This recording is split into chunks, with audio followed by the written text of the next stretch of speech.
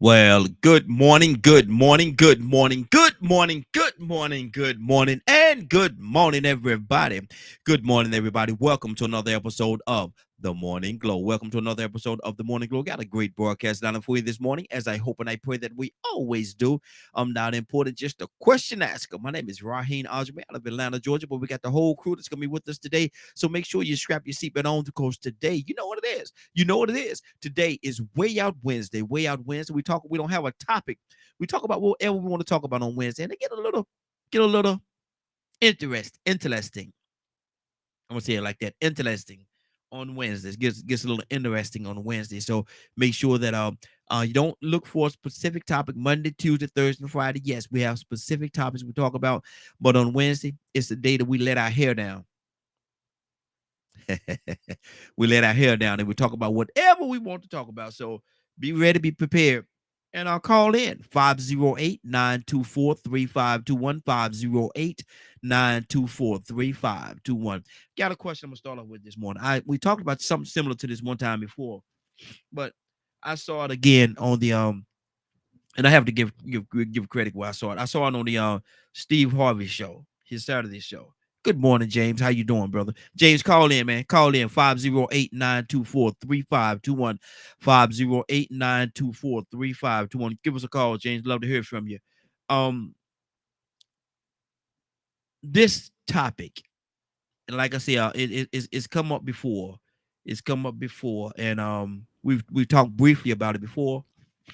But when it came back up on the Steve Harvey morning show, I was listening to it Saturday morning. I was on my way somewhere and I had the radio on and it was on the Steve Harvey Saturday. So excuse me, y'all. I got to sneeze and blow my nose at the same time. Lord.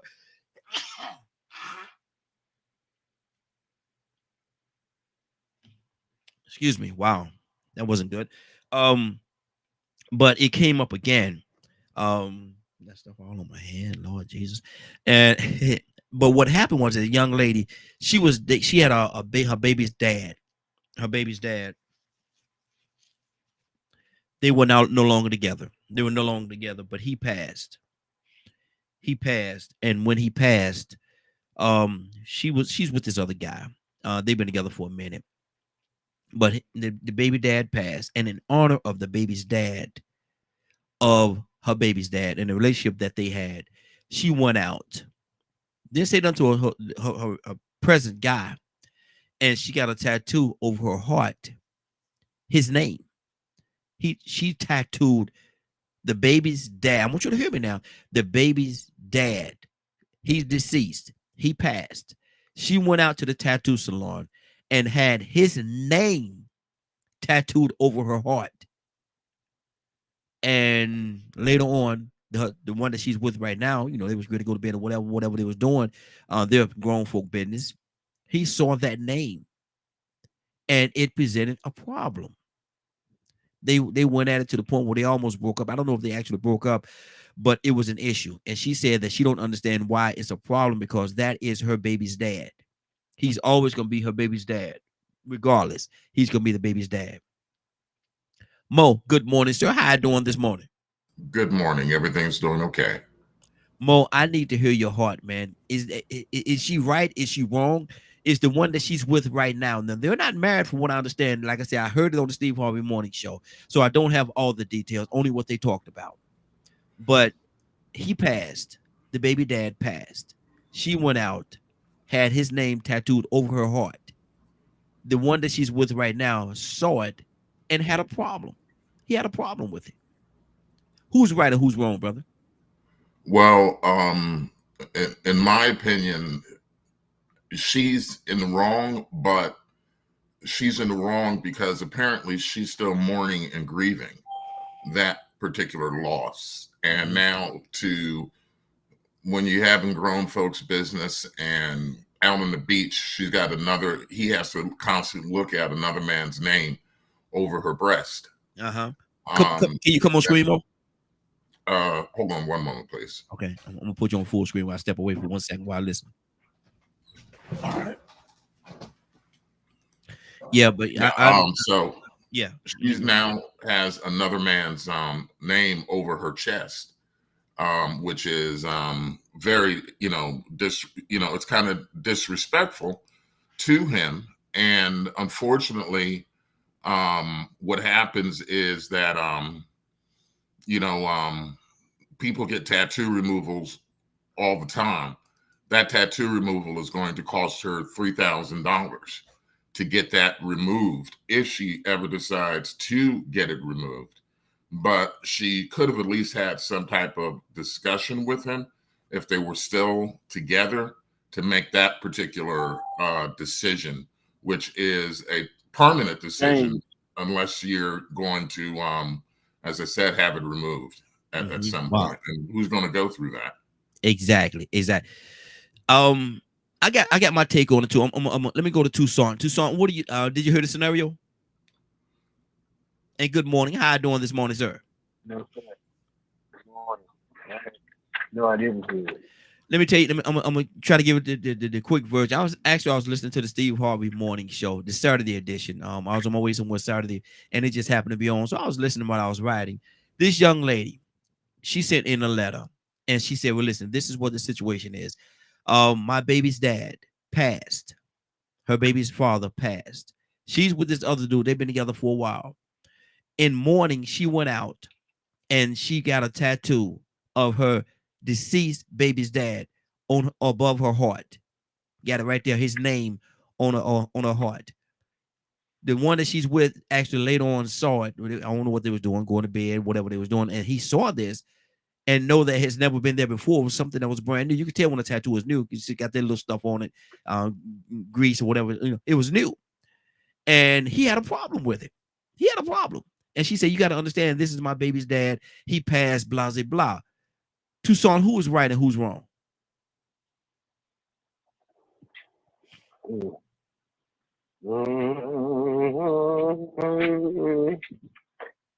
well, that can cause some problems. And it is. Yeah. That's you see, communication is the key to everything. I mean, if that's where your heart is, well, there you go. And I understand people, and I said this yesterday, you got to find your place in life. And when things happen, you got to, we have to learn how to keep our place in life as things change. Otherwise, you're going to cause yourself some problems. We react to different situations and we stay there for a minute and let it absorb us. Relatives pass away, friends turn against us, lose your job, you lose your home, you lose your car, and you get frustrated. And here we are with this situation here. The ex, the baby daddy passes and you tattoo, you already with somebody? Right? Yes, you with another dude. And you don't even have that discussion with them. They're not that important in your life. That's just me. Yeah. Wow. That's just me. So she gave him you have more for the. Go ahead. Yeah, you going? Exact question I was about to ask you. Go ahead. You have more for the deceased than you have. Yeah, you have more compassion, passion, love, care for the deceased than you have for me. It seems. So Can I, now you hold on. No. Rethinking where. Okay. Where I am with you. Wow. Because I mean, I don't like tattoos myself. I wouldn't suggest that you tattoo. I wouldn't even want my wife to. Don't you tattoo my name? Well, she wouldn't do it anyway. Yeah. But don't you do that because life might make us make some decisions that we will never be entwined together. Yeah. And here you go, or here I go with it, with your name on ink somewhere, and now I got to remove it. Yeah. But the thing is, and it's me, and I know it's a long answer. I don't think that was right because she didn't have the conversation with him, and then you ain't got two tattoos. Yeah. One on the left his name, and that's another problem. That's Lord Jesus, because if I see it, then every time I do see it, Lord, please, girl, don't you call that man name. Mm. Mm. Wow. Huh. Wow. Yeah. Yeah. Yeah. That's a mess. That's a mess. That's Let me what I let said. me let me go to This is what James. I tried to say. Yeah, I know, I know I know what you meant. I know exactly what you meant. Let me go to James, then we're gonna go back to Mo. Mo had something to say about what you were just saying, Tucson. James, good morning, sir. How you doing this morning? All right, good morning, everyone. I got with that situation. First of all, that's her body, but she ain't had his name on it before she died. She should never put it on there. Mm-hmm. When she with the other guy. Now hold on, That's James. my opinion about it. You just say it's her body though. You just say it's her body, didn't you? Right, and she ain't had on that before he died. She shouldn't have put it on there at all. No, okay. So how would you feel about that? Would it be a problem? It's really gonna be a problem. Mm-hmm. Okay. Every time you roll over and look at him, he's looking at somebody, but it's somebody else's name or not here. Yeah. Yeah. That's my problem I have with it. Yeah. Yeah. I don't want to see that name every time I get it, have a moment with you. I don't want to see somebody else's name. I expect you wake up and roll over and see his name. Mm-hmm. That's gonna be a big problem. First thing I see is in the morning that his name is his name. I don't want to see his name. And right, somebody gonna go blind.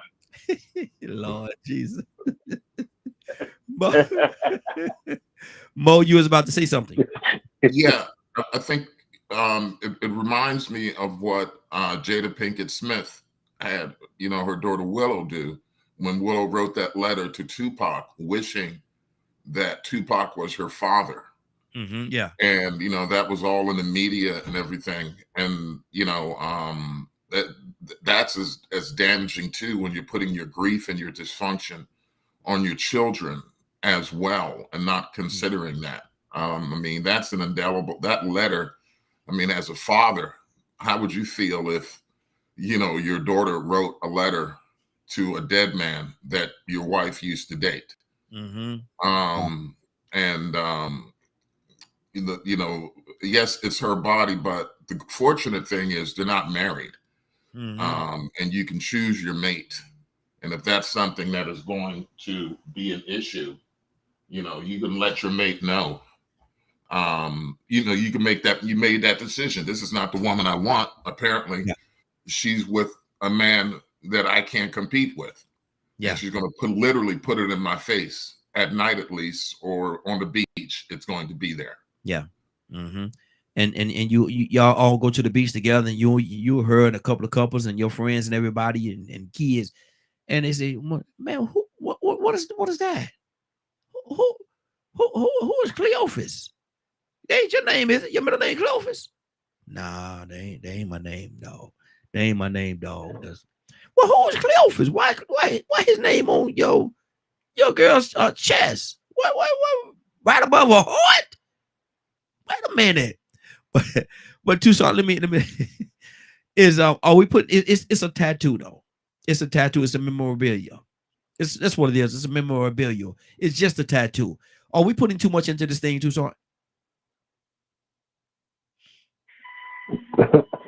You know what I thought about when Mo talking? I think the song said, "Say my name, say my name." Yeah. Oh, Billy, girl, my name is Billy. Wow. Yeah. Mm-hmm. You ain't putting too much on it. I don't think so. I don't know. I know people do whatever you want with your body, but you can't do whatever you want with yourself in a relationship. Mm-hmm. Mm-hmm. I had to learn that the hard way, Raheem. Yeah. This is my position. I'm just saying, you can't. It ain't gonna work. Mm-hmm. Depends on how hard you're working on your relationship. Yeah. And if you just making your own decisions without your partner, you wrong. Mm-hmm. Period. Yeah. Mm-hmm. Now, I know we ain't talking about husband and wife. I don't know. No, I don't think that's sure enough a problem. Yeah. Yeah. Mm-hmm. Now, I wish I would. That ain't gonna work out good. I'm telling you right now. But I know she wouldn't. But yeah, and she called me Tucson. You know, she called me Tucson. Babe, whatever. Um, um, my dang, oh Lord have mercy. I remember being in a relationship, and they a decision had to be made at the house, Mm-hmm. and they said, "Well, I need to check with my children's father." At what house? Mm. Mm. You know what I'm gonna do? What's that? Let me get your clothes out of here. Mm-hmm. You heard what I said? Yeah. Because if he making decisions in this house, I'm not in the wrong house. You're in the wrong house. Mm-hmm. Mm-hmm. And you Mm-hmm. need to go to meet with him. Because ain't nobody make no decisions, especially no other man, in this house Yeah. Yeah. other than me. Period. Mm-hmm. The And devil is a lie. mm-hmm. And so now I know that's a little more extreme. I think that's more extreme. But you mean to tell me you didn't mark yourself? That's the first problem with me. I don't know. People do what they want, but I just don't like tattoos. Yeah. Just me. Mm-hmm. Mm-hmm. I mean, I just don't like them. Yeah. So I don't want my name on you. Mm-hmm. Just don't do it. Yeah. Yeah. Much Oh, less. I just wanted to show you that no, don't do that. I don't need that time to show to me now how you care. No, don't do that. Yeah. Because I don't like them. Mm-hmm. Well, I just thought I'd put one, I'm going to put one on my left chest. I said left chest. That was nice right here. Left Yeah. chest. Yeah. You did good. You did good. You did good. Yes, sir. Yeah. But I just don't like, just don't like it. But now, if I don't like tattoos and it's never been there before, and I look and all of a sudden you got a tattoo, and doggone it, the name say Clarence. Mm. I Clarence. didn't even, as a matter of fact, I didn't even like Clarence when he was living. Yeah. Yeah. Mm-hmm. I knew the That's a Negro. problem. I knew the Negro. I ain't like him then. I sure don't like him now. Now, every time I try to get my groove on, here I see Clarence. Mm-hmm. Mm-hmm. I didn't even like his name. Yeah. Clarence. Yeah. Oh, Clarence. Here you is, and you got me in the mood, and what didn't come out of my mouth? Oh, Clarence. Mm. Lord. That's a problem. That's a problem. Putting more emphasis on it. So I got emphasis on it. I can't sleep. Mm-hmm. Thinking Exactly. about Clarence. I'm thinking about Clarence.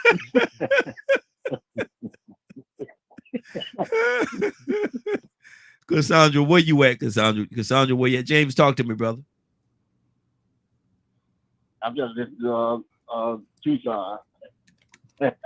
Tucson crazy, man. Oh boy. Tucson crazy, I man. thought talking about Clarence Carter. Hey, Clarence, say that song. Clarence. Lord Jesus. No, we ain't doing that round here. We ain't doing that round here. No, you on the wrong side of town, you're doing something like that. But go ahead. James, talk to me, brother. Well, man, like I said earlier, that's wrong for anybody, put a tattoo. I'm like Tucson. I don't like tattoo on my body neither. Nobody sticking on neither me. Mm-hmm. Exactly. I just never work for that. Mm-hmm. Mm-hmm. That's my opinion about it. Good deal. Let me go to Ryan. Ryan, good morning, sir. How you doing this morning? Good morning. How are you? Hey, doing good. Tell you, this is Way Out Wednesday, brother. So I got a scenario for you. And this is something I heard. We talked about it briefly before, but I heard it again Saturday while I was riding around. Steve Harvey morning Saturday show was on. and young lady wrote a letter. Her baby's dad passed, deceased. And this is her baby's dad now, but she's with this other dude. They've been together for a while. She said they've been together for a while and years. And in honor of her baby's dad, his passing, she went and got a tattoo over her heart, right above her left breast.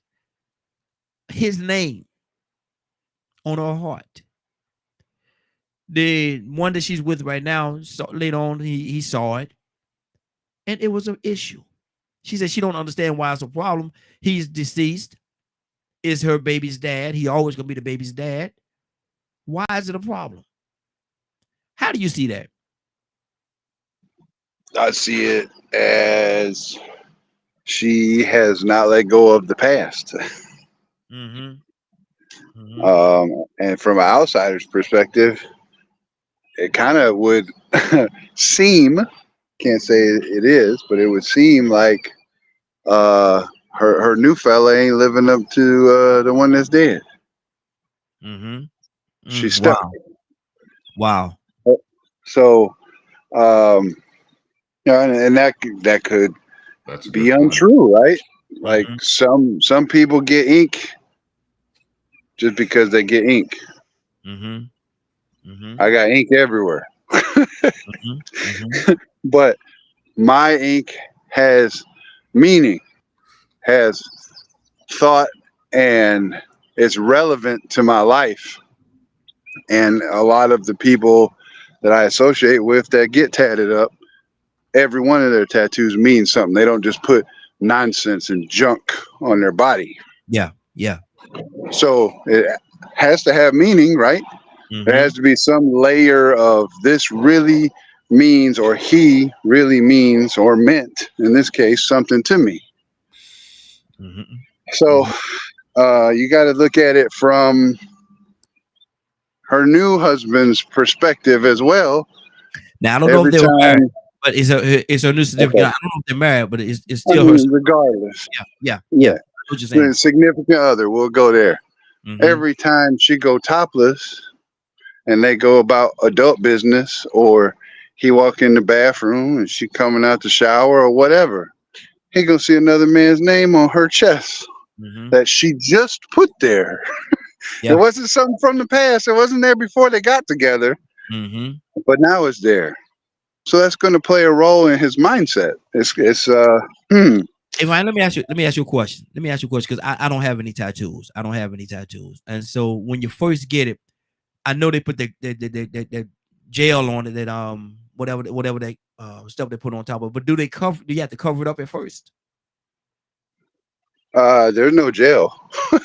What is that? It's some kind of grease, that shiny stuff to be on there. What is that? Petroleum jelly? No, that's when they're finished. They can put Vaseline or petroleum jelly on there. Some people there's different balms that they put on there, and then when you initially leave, you're supposed to wrap it and keep it sealed for a few hours so you don't catch no infections.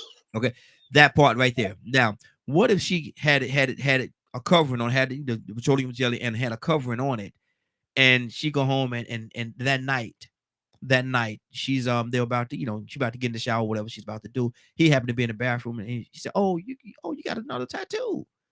Oh yeah, I meant to talk to you about this. Let me see it. I can't wait. What is it? A unicorn?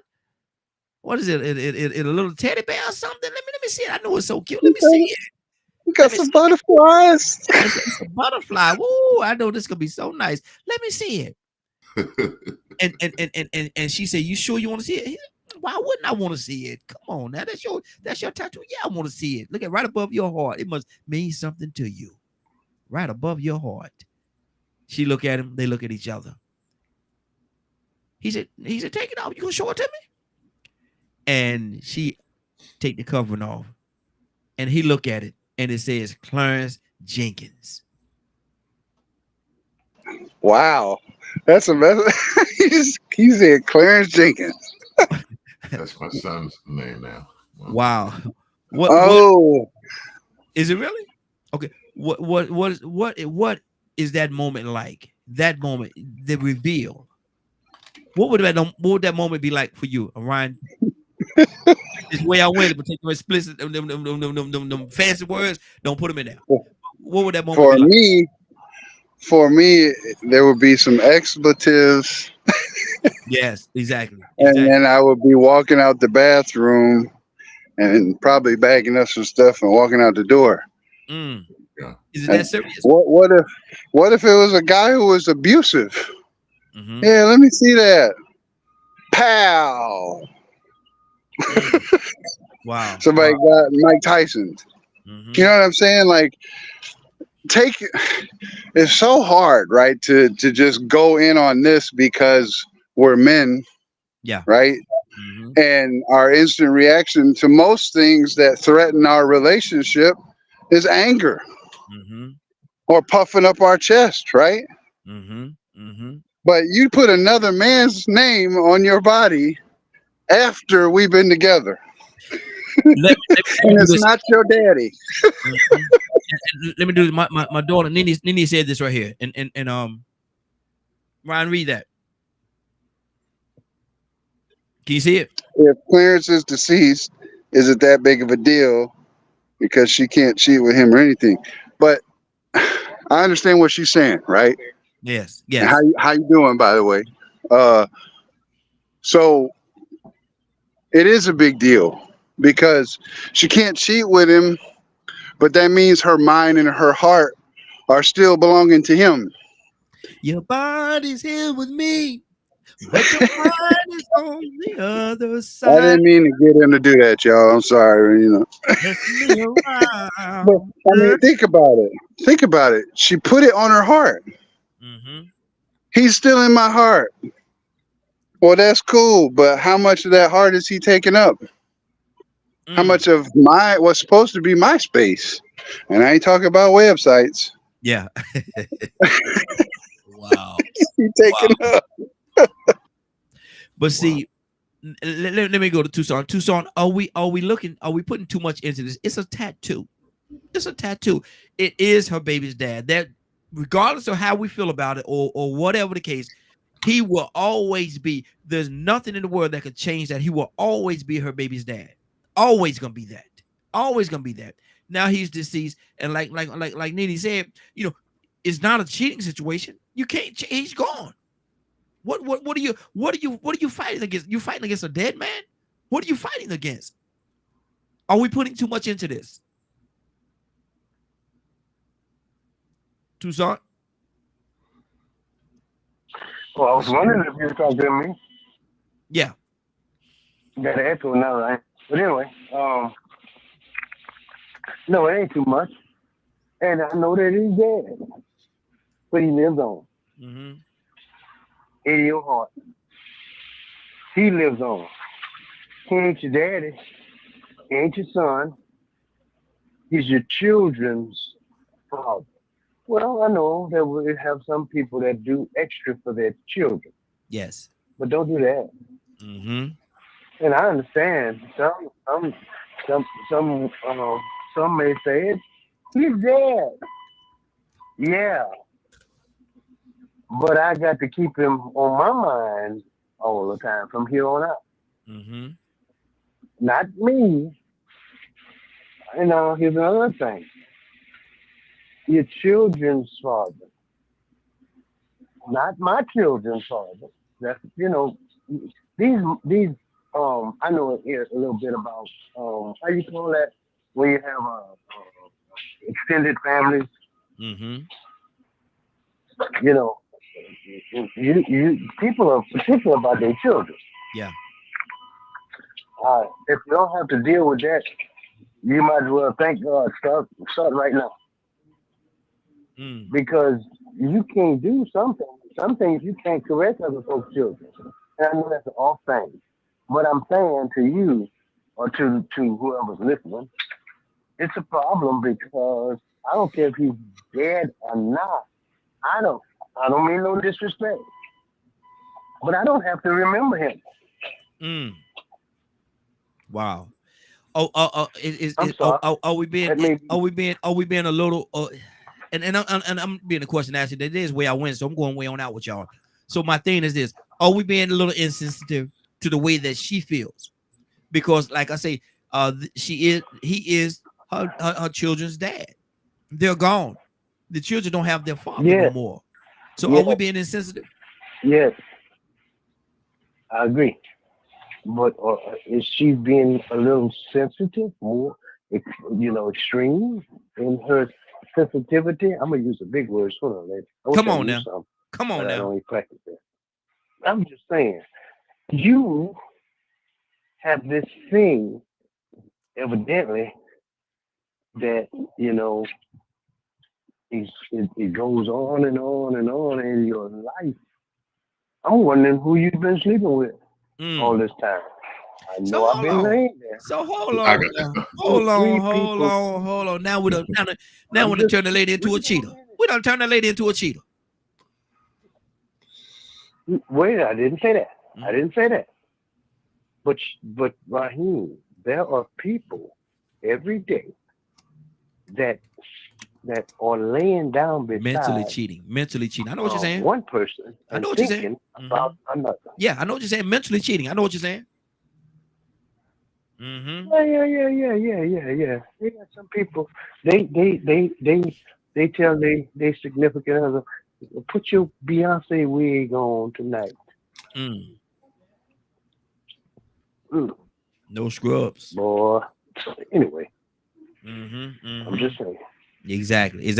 But the thing about it is, the conversation was not had.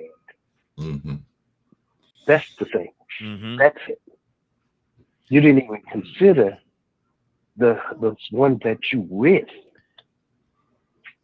But You see- took upon yourself in a relationship Mm-hmm. Mm-hmm. to go and mark yourself with somebody, not mine, somebody else's name on your heart.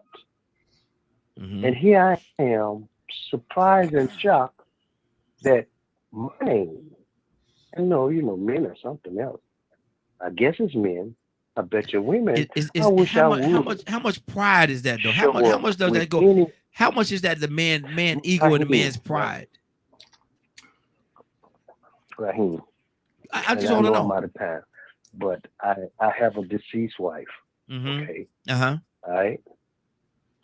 I better not. Yeah. I better not. My Yeah. children are grown. Yeah. Yeah. Out of respect for her, I better not Mm-hmm. show up any day with her name Yeah. on my chest. Wow. That's not gonna work out. Okay. Let me go to Nitty. She just said in a box, and she spoke Cassandra up. She said, I need to hear. Let me pull it on screen so I can see it big. Said, I need to hear from Cassandra or another woman perspective. And guess who's here? The thug bastard. This is my sister from another mother, but we got the same father. This is Cassandra Alexander Green. Good morning, young lady. How you doing this morning? Good morning. I need to know from you. Are we been a little too sensitive? But have you been listening at all? No. Okay, I'm gonna tell you what the situation is. I was listening to the Steve Harvey Saturday show. Right, I was going somewhere Saturday, and it was on. And this is what happened. The young lady wrote a letter. She was, her baby's dad died. Her baby's dad died. Her kid's father died. She's been with this other guy for years. What she did, she went and because of the fact that he was deceased, in honor of him, she went to the tattoo parlor, got a tattoo of the deceased baby's dad name on her over her heart. And the boyfriend or her significant other now found out about it later, saw it, and she said she don't understand why it's a problem because the man is deceased. Cassandra, how do you see that? Y'all not gonna like me because I don't see what the man is dead it's a memory. And some people, I mean, I'm not a tattoo person, but that's a memory of the guy. I don't see why the guy with the new one would be so upset. I mean, I might have said, hey, babe, I'm thinking about getting a tattoo just in remembrance of Cody or whatever his name is.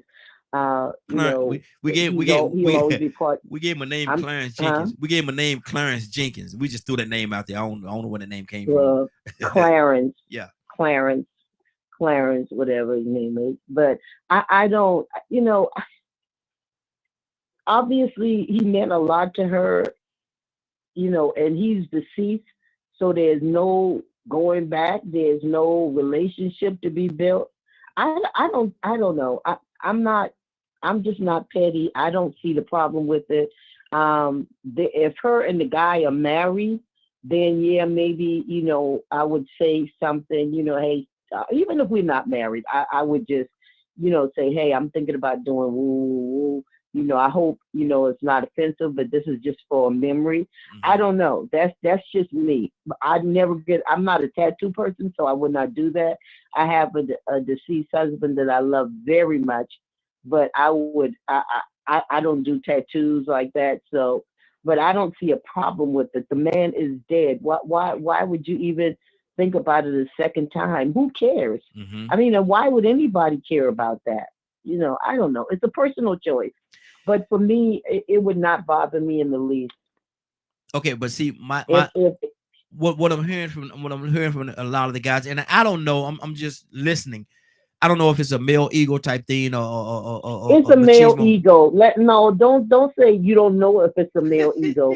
It's a male ego. You know, you got this ninja name on your chest. I don't understand. You know, what's up with that? You know, woo, woo, woo.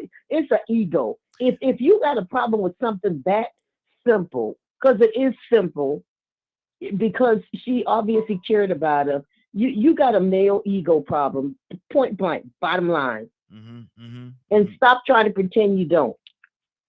But see, what a lot of the fellas were saying, Cassandra, is every time they want to have an adult moment with her, they don't want to see Clarence Jenkins' name in their face.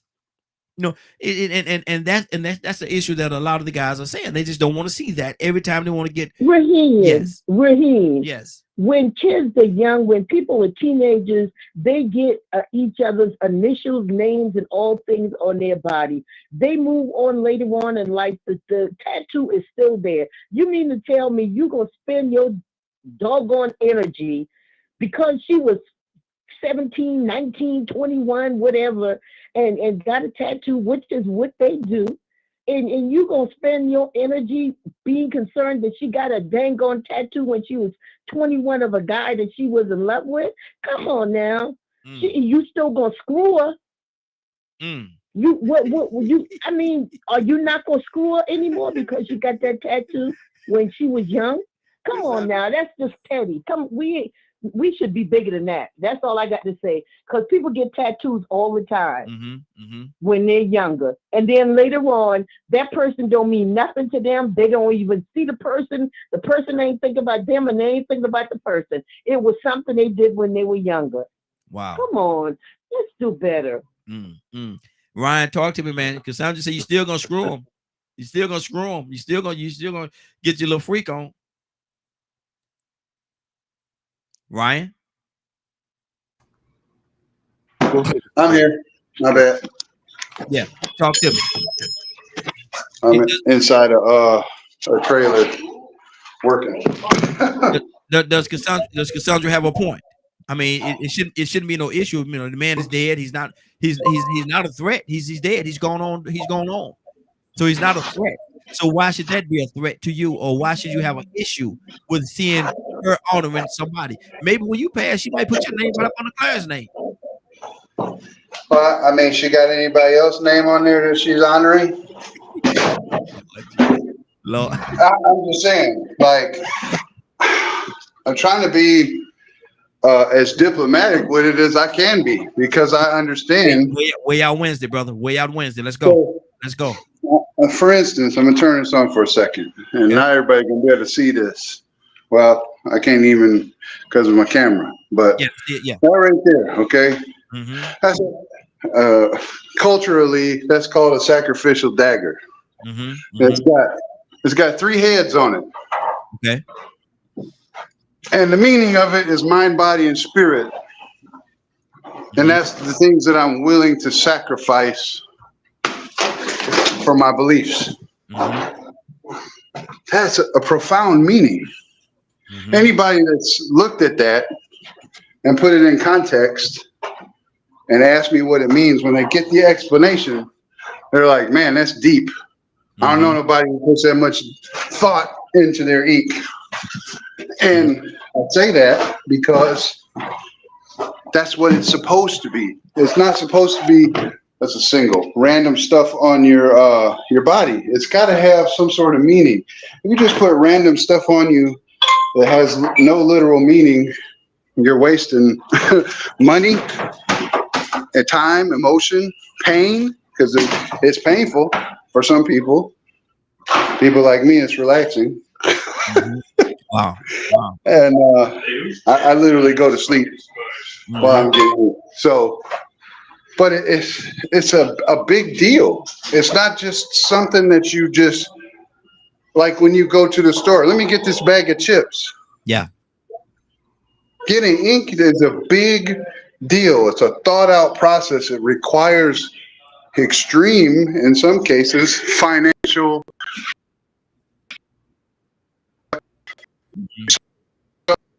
They are in most people's day-to-day life. That tattoo better be something. And if it's got that much something that you're going to take time, dish out your blood, put something permanent that's going to last till you go to the grave on your body. Well, I mean, that's where I'm coming from with it. Wow. 50 hold on 1 second. 508-924-3521. 508-924-3521. Is she wrong? She got a tattoo of a deceased baby's dad on her heart, right on her breast, on her heart. She got a tattoo. She got his name tattooed on her heart. But her significant other that she's with right now have an issue with it. Is she wrong? Who's wrong? 508-924-3521. Give us a call. Tell us what you think. Go ahead, Cassandra. No, I'm just asking, Ryan. I know that you have tats, right? And there's meaning behind it. Like you said, it needs to be something significant because you just saw. But have you? I mean, I know that. Have you ever thought, like when you were younger, like you see the young kids get, the younger people, they get the tattoos of the low heart and the person initials. It should, 20 years later, okay, they're not together. Would you be like, you need to get the tattoo removed because I don't care if you were 25 or 22 and y'all was in love. Woo, woo, woo. I mean, I don't get it. I'm obviously missing something because people get tattoos with other people's names that they think they're gonna be with for the rest of their life all the time. Why is that? I don't get it. I'm just asking, Ryan. I'm asking for a friend. That's all. Go ahead, Ryan. Okay, so the difference. Yeah, receive and just put away. The difference is, Cassandra, like I have put nobody's business out there, but if somebody close to me got somebody else's name on their skin. But that was years prior to me. I can't change that. That's not something that affects me because it happened before me. But you took the time to go get the pain and the money and the finances done while we together. I have an issue with that. Something in the past is in the past in that regard. But this is fresh. Yeah. You see what I'm saying? You just did this. You just did it. Go ahead, Mo. I heard you over there. Go ahead, Mo. Yeah, I want to say this. You know, a good friend of mine, Sammy Blue, he had a song called "Disposable Love," and the people, you know, the thing is, it used to be a time long ago. You find a woman and you never let her go. put a ring on the finger, and you. The thing about it is, disposable love. You're laying down with the woman. I don't know how long they've been together, if they've been together years or not. When you put the ring on the finger, and you take your oaths before God, that would be a major big issue with me. If you put another man's name upon your chest and you have a ring on her finger, right now she's really a free agent. She has disposable love. She can do what she wants with her body and dispose of it. I mean, if it bothered me that much, she'd be in lingerie every night where I didn't have to look at that anymore. Mm-hmm. And or only expose the part of the breast that I like. Everything else is covered up. Mm-hmm. and they got good lingerie for that. And it reminded me, and I put it in the comments about when Bobby Womack. Let me ask you this question, Mo. And everybody have their own opinion as to how they feel about it. But are we putting too much emphasis on this? I mean, it is a tattoo. It's a tattoo. She's showing honor to her deceased baby's dad. Okay, so are we putting too much into it? Are we putting too much into it? Yes. The question is, are they putting too much into it? And on the intimate level and relationship? Because until you told this story, now thousands, millions have heard the story, and now they're going to put their spin on it because she decided to put her intimate business out there. And that is even more dysfunctional to a relationship. That's a person you need to stay away from. If they're making major body decisions, so she ain't no good. This ain't no good. If she knows that it would hurt your heart that you did that, and she did it anyway because she was thinking about herself, that's called narcissism. And yes, it is. We talked about disrespect. Do men disrespect women? I mean, was that a woman disrespecting a man in that particular situation? And but it is her body. She is not bonded by matrimony or anything like that. Marriage is a contract, a business contract when it comes down to it, and then we make it a moral contract. But unless he was willing to put a ring on her finger and everything, yeah. And I guess your daughter just said, dang, she's a narcissist or having some type of love for her baby daddy. She can be a narcissist, and if she ignores the feelings of others and it's only her ego that matters, that no one else is within her life, that a person doesn't have an emotional investment, a physical, intimate relationship and with that person. So that is a narcissistic. Do you think her intent was to hurt her significant other that she's with right now?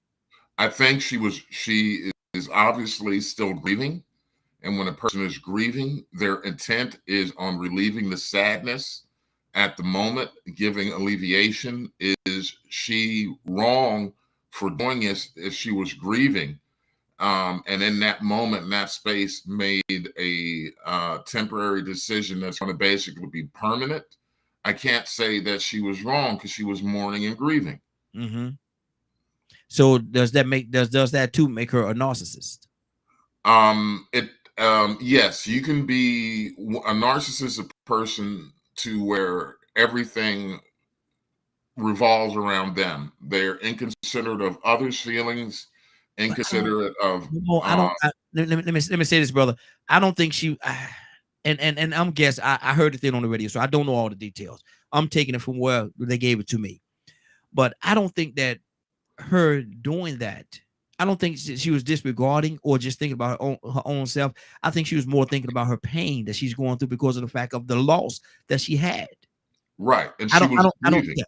Yeah, she was grieving. Absolutely. So I don't think that she did that with the intent to hurt her significant other. I don't even think that he was a part of her thought pattern at that particular time. Now, is that a good thing or a bad thing? That's another conversation. But that's I don't an immature thing.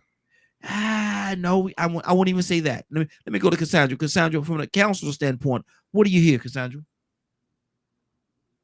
No, it sounds like just what you said. That obviously there's still some hurt or pain. I don't know how long it's been. We can't just judge people on things, and we don't know the full story. And to call her a narcissist, that's a stretch, Mo. That's quite a stretch because we don't know her background. We don't know anything else except what Raheem has revealed to us. But that does not sound narcissistic to me.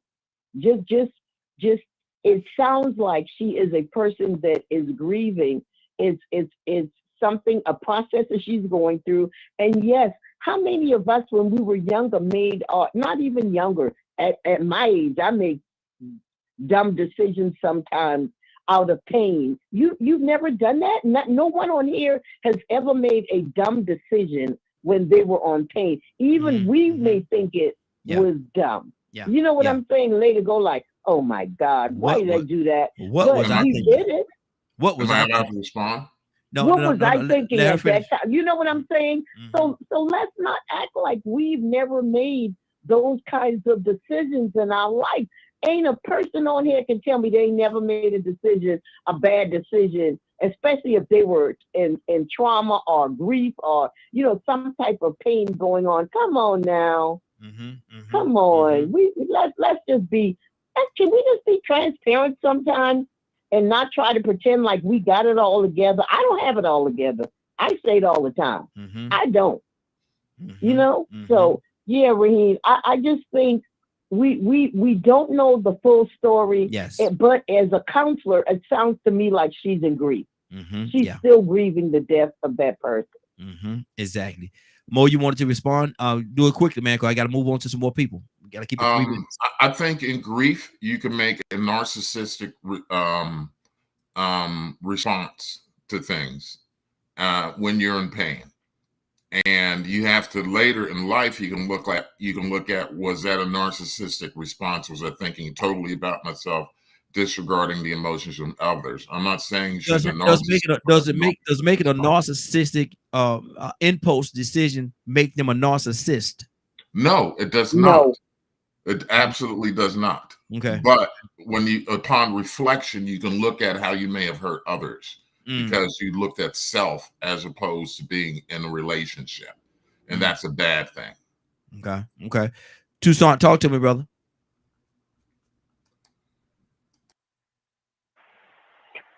I don't think I'm just responsible. Come on. Way out Wednesday, though. Way out Wednesday. Let's go. I don't think so.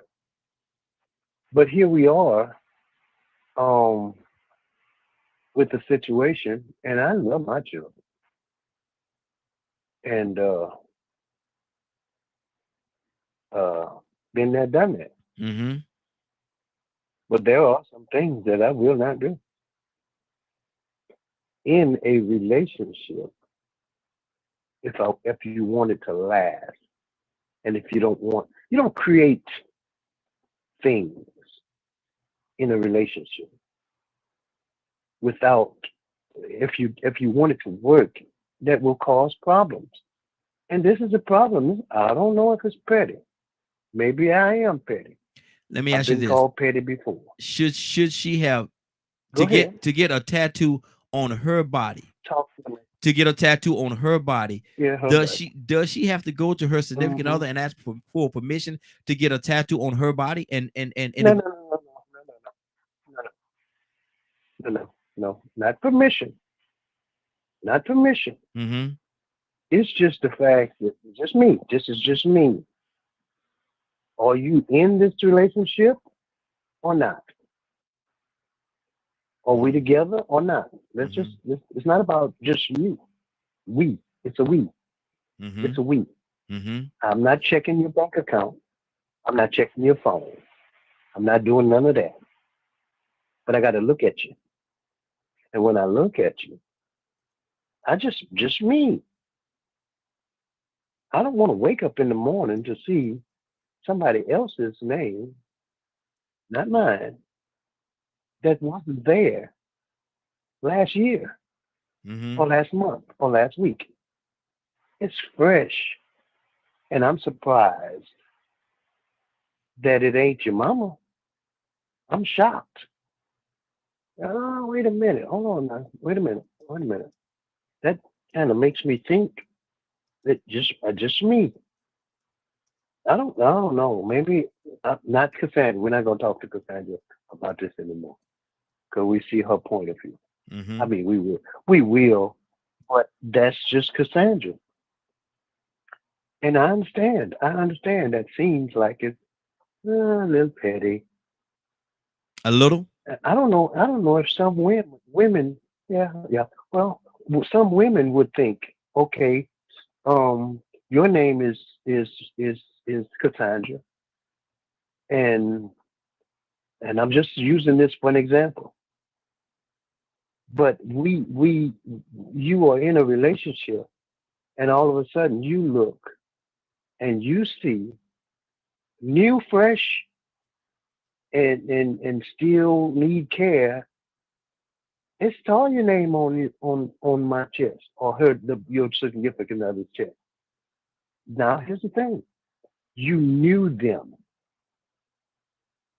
You probably knew what type of relationship they had. Suppose it's the baby's daddy, and he was not a good father. Probably was, evidently, because they put the name on the chest. Mm-hmm. But I don't know. That's just me. I just can't see it. I mean, really, Lord, there's no. I don't know. I don't want to be disrespectful. You can go to the funeral. You can sit with the family. Mm-hmm. But yeah, I don't know. Oh, but Tucson, how much of what we're talking about? How much of what we're talking about right now, Tucson? How much of what we're talking about right now is lines up with the male ego? It ain't. I don't think it's just personal. It's just males. Mm-hmm. I mean, I don't know.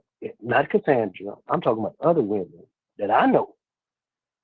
That if their husband, boyfriend, could significant other, would wake up in the morning and see another woman's name on their chest, I don't know.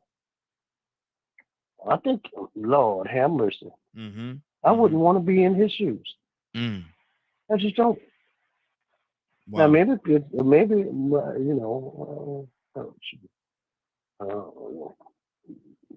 was going to say something, but I'm gonna leave you alone, Cassandra.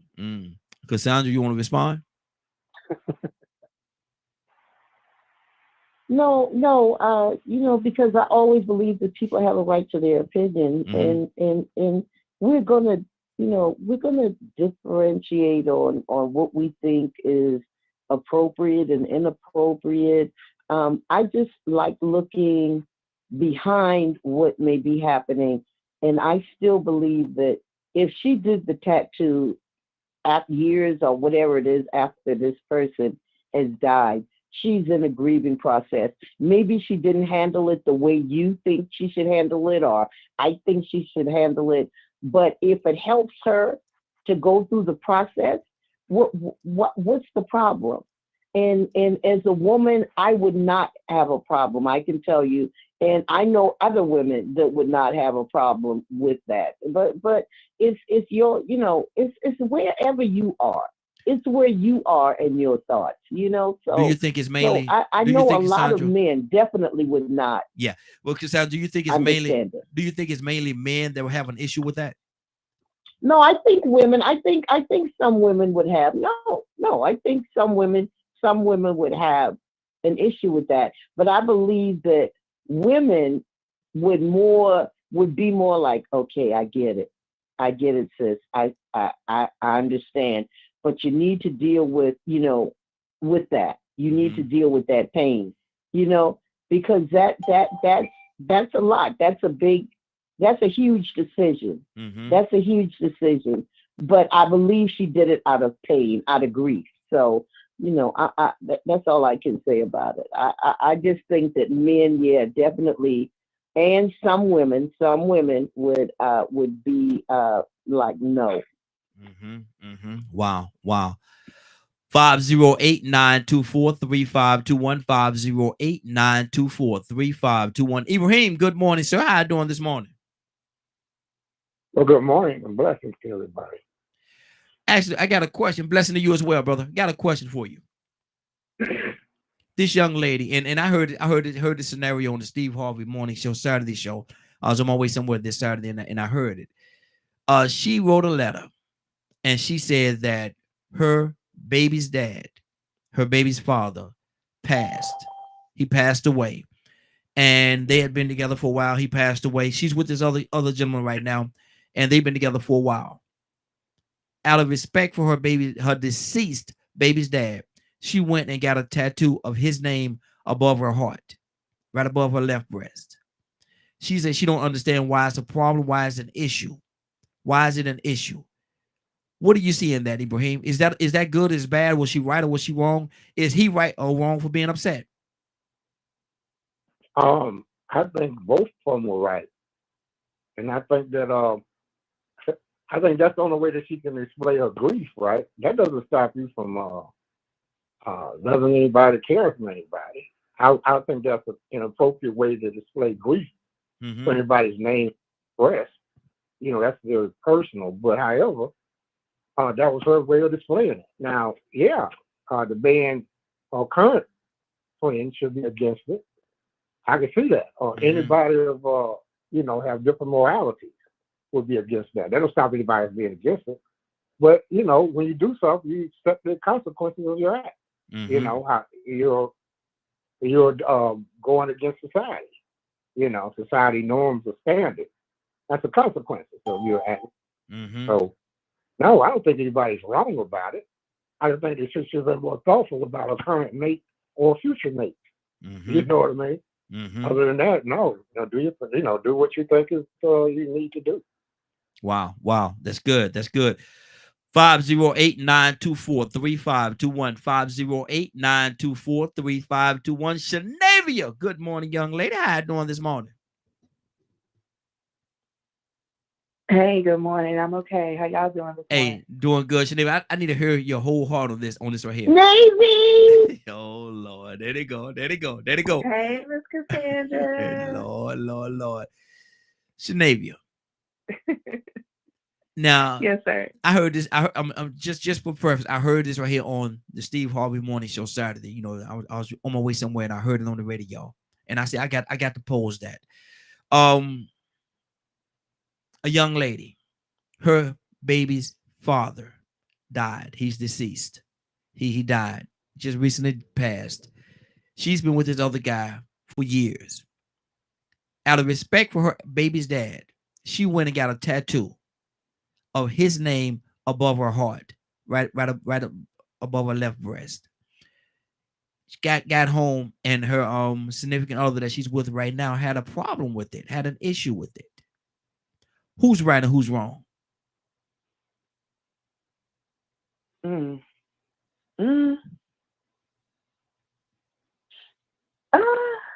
I That's a lot of. I think two things can be true at the same time. I mean, like I don't think that it. Although the displaying of her grief may not be palatable to him, but he's also within his right for feeling some type of way. Because I mean, if I'm putting myself in both positions, like, I mean, now me personally, I'm not going to brand myself with someone's name, no matter who it is. That's just me. Now I have tattoos, but whenever it gets to branding, in my opinion, that's I don't know. I just ain't gonna put nobody's name on me. But that's how she chose to honor him and grieve. I mean, me personally, maybe just sending a flower to his arrangement or even going to the funeral would have been enough to pay homage. And make sure that the kid is raised the best way. That's just me. But I can't get mad at her for how she chose to grieve. I mean, if that's the case, then I would be mad at a lot of people. And I think we have to be open to the fact of not everybody grieves and displays that grief in the same way that we would.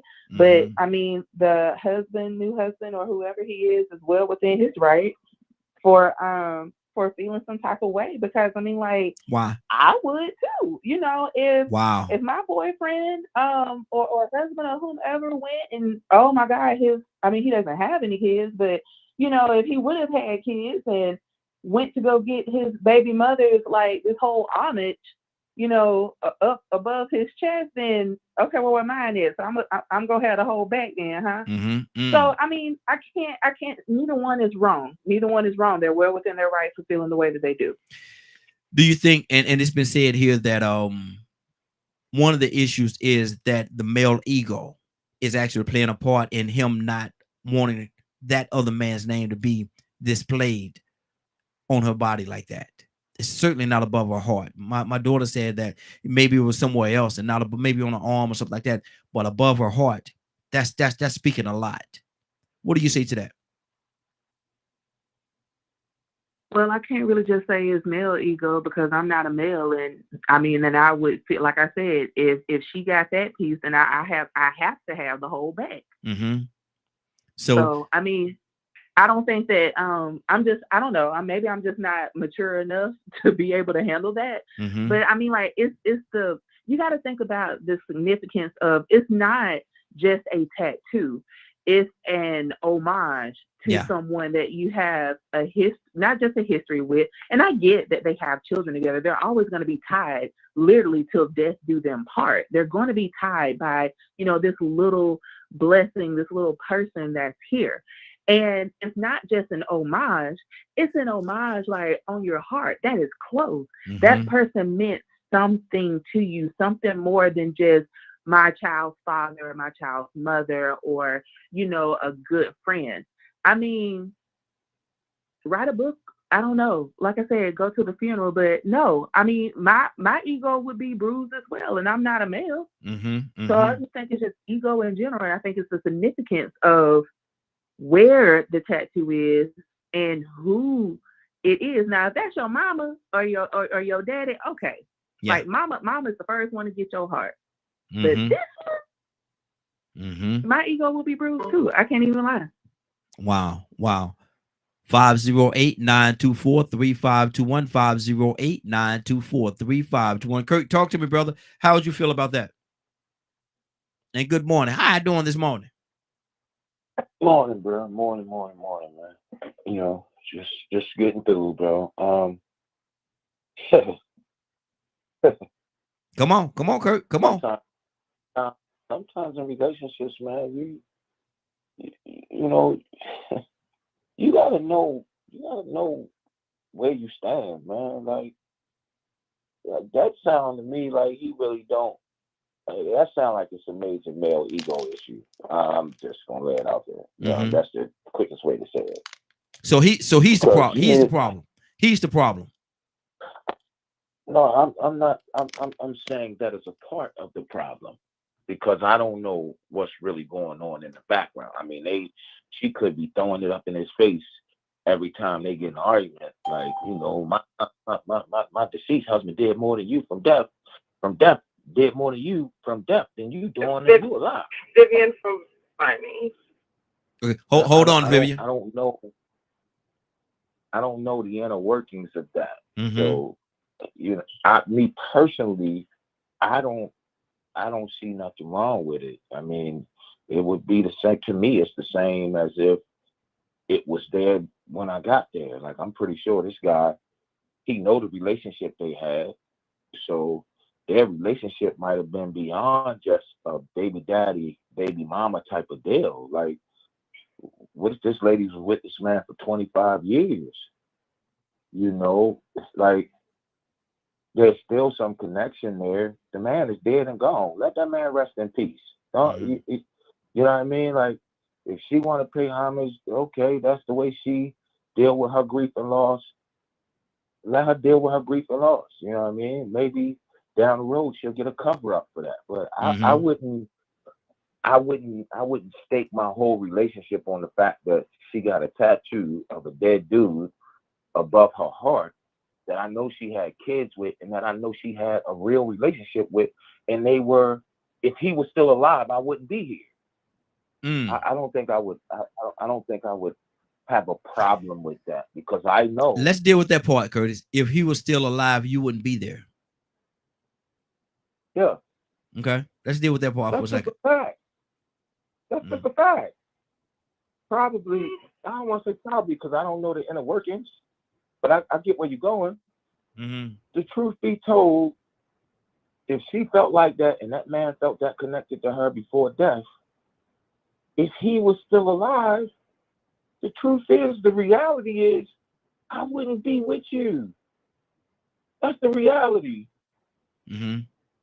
The opportunity came when he died. Yeah. But hold on. Let's hear what I'm saying now. Yes, the opportunity it happened when he died, but I also said, or she also said that her and the one that she's with now has been together for several years, and so they've been split up for a minute. You know, that's her baby's dad.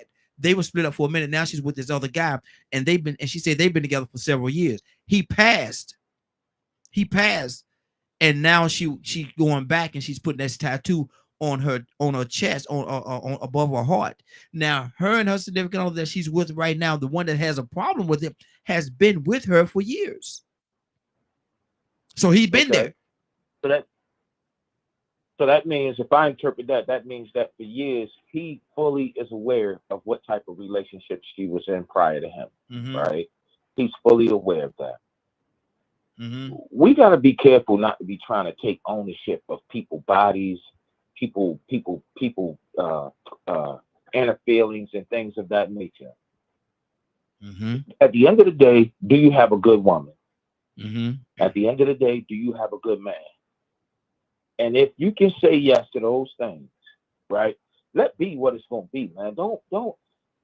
You know, sometimes we as black folks we do this. We will bring chaos and drama into a situation that it really ain't there. What you gonna do? Accuse her of sleeping with him? Is that what's gonna come next? Well, she can pull that off. You know what? I got $1 billion bridge. I could sell her in London. I swear to God. Wow. See, you know what? Gotta move on, Curtis. Put all the ego to the side. Put all the ego to the side. I'm gonna land the plane right here. Put all the ego to the side. Let's address what's really the issue with this man, or what's really the issue with this woman. Because it could be grief and loss, you know, and it could be ego. I don't know. But see, my thing is, you know, I don't want to turn the blinds either side. I don't want to turn the blinds out of either side. I want to deal with the whole issue. Let's go to Miss Vivian. Miss Vivian, good morning. How are you doing this morning? Good morning. How are you this morning? I am doing great. Thanks for having you. First time caller. Definitely appreciate you calling in. We're talking about this situation and this scenario that I actually heard on the Steve Harvey show. And the young lady, she wrote a letter, say that her baby's dad died. He is now deceased. In her group, now she's with another guy that she's been with for many years. Okay, he passed, and out of respect for him, out of honor to him, she went and got his name tattooed above her heart, her left breast. Said that a significant, the one that she's with right now, the guy that she's with right now, that been with for years, had an issue with it, had a huge issue with it. Who's right and who's wrong? Well, this is actually, there's two sides to this story. And I hear this all the time because my business is tattoo removal, like literally. So one side of it is, well, I guess the question I need to start with, did she have the tattoo when she met the guy that she's currently with now? No, after he passed. After he passed. Then that's a problem. Okay. But the problem is, if you met this new person that you've now been in a relationship with for years, and you still felt so connected to your dead ex that you disregarded your new person's feelings so that you can honor him in that way, you sent a monumental message when you got that tattoo. Wow. Because you literally just said, I love you, but I love him more, so he gets the representation over my heart, is the message you just sent. You completely disregarded the new person. Right, Miss Vivian. Miss Vivian, let me already been there. Miss Vivian, let's stay right there. Miss Vivian. Let's stay right there for a second, because that's a powerful statement that you just made. Let's stay right there for a second. How did you get Okay. How did you get that? Because this is what you do, and you talk to people all the time that's getting these tattoos removed, and they tell you their stories. And so I'm leaning on your expertise Correct. right now. So how did you get that? How did you get that from what happened? Was she's putting precedence on one person over the other? So placement of a tattoo on a body is a really big thing. It has meaning. It's the reason why people put certain things in certain places. Mm-hmm. A tattoo over the heart is basically you saying, this is something special to me. This is something deeply ingrained and I want to keep. It is in my heart. Mm-hmm. So if you are already with someone and instead of putting him there, you choose someone from the past to put there, you've made a choice. You've made a statement. This person means more to me than what you do in this moment. Wow. Wow. So what do you, you being who you are and seeing the different things as you see them, what should he do? What should be his position right now? He should walk away. I understand that he loves her. I understand she may be a good woman and all of these things. But what that says to me is she is not done grieving her ex. She is not ready to move on. Mm-hmm. And he can continue to put energy in that relationship, but he's always going to play number two to a person that's not there. You can't compete with a ghost because a ghost will always be perfect. He needs to just walk away from that situation. Wow. Wow. Cassandra, what are you hearing? Yeah, I mean, I definitely don't agree with that. But, you know, like we always say on here, everyone has their opinion. As a counselor, I think, you know, those of us that do it for a living, and she hears the stories behind why people do things. So she can, you know, if she's removing the tattoos, she understands a lot of the dynamics behind that. The main thing that I say is that obviously she is still in a grieving process. That does not mean that she does not love the person that she's with. And I definitely don't think that he should walk away unless it's just what he wants to do. Mm-hmm. If he doesn't love her and he doesn't want the relationship anymore, then walk away. But for a tattoo to make you walk out of somebody's life, that I mean, I'm just saying, it doesn't make sense to me, but it may make sense to the next person. But I would not walk away from a relationship where I love the person. I would try, I may get counseling. I may try to, you know, definitely we'll have that conversation and this is what, and maybe they can go see Vivian and have it removed if, you know, he can bring her to a place. But it sounds to me that she is still grieving. There is nothing wrong with her still grieving. Sometimes grief doesn't really kick into years because people, they cover up with the pain that they're feeling. So if you're going to walk away from someone because they have started or they're in a grieving process, then that means that you really weren't that good for the person anyway. Because a relationship should be more than that. It should be bigger than that. She's grieving. This may be when she has started her process. So I don't know. I don't eliminate people like that. But, you know, like I said, you know, Vivian does this for a living as far as removing them. So she hears all of the stories. But I'm just saying from a counselor standpoint, there's no way that if he loves her, he should walk away because she got the tattoo. He should try to get counseling and understand what she's going through. Is there, do you think, Cassandra, there is, hold on, Ms. Vivian. Do you think, Cassandra, there's a level of disrespect there if she did that, or she just didn't, was it the grief that took over her and she was not thinking clearly at that particular moment? I think that it was probably that she has not thought it through.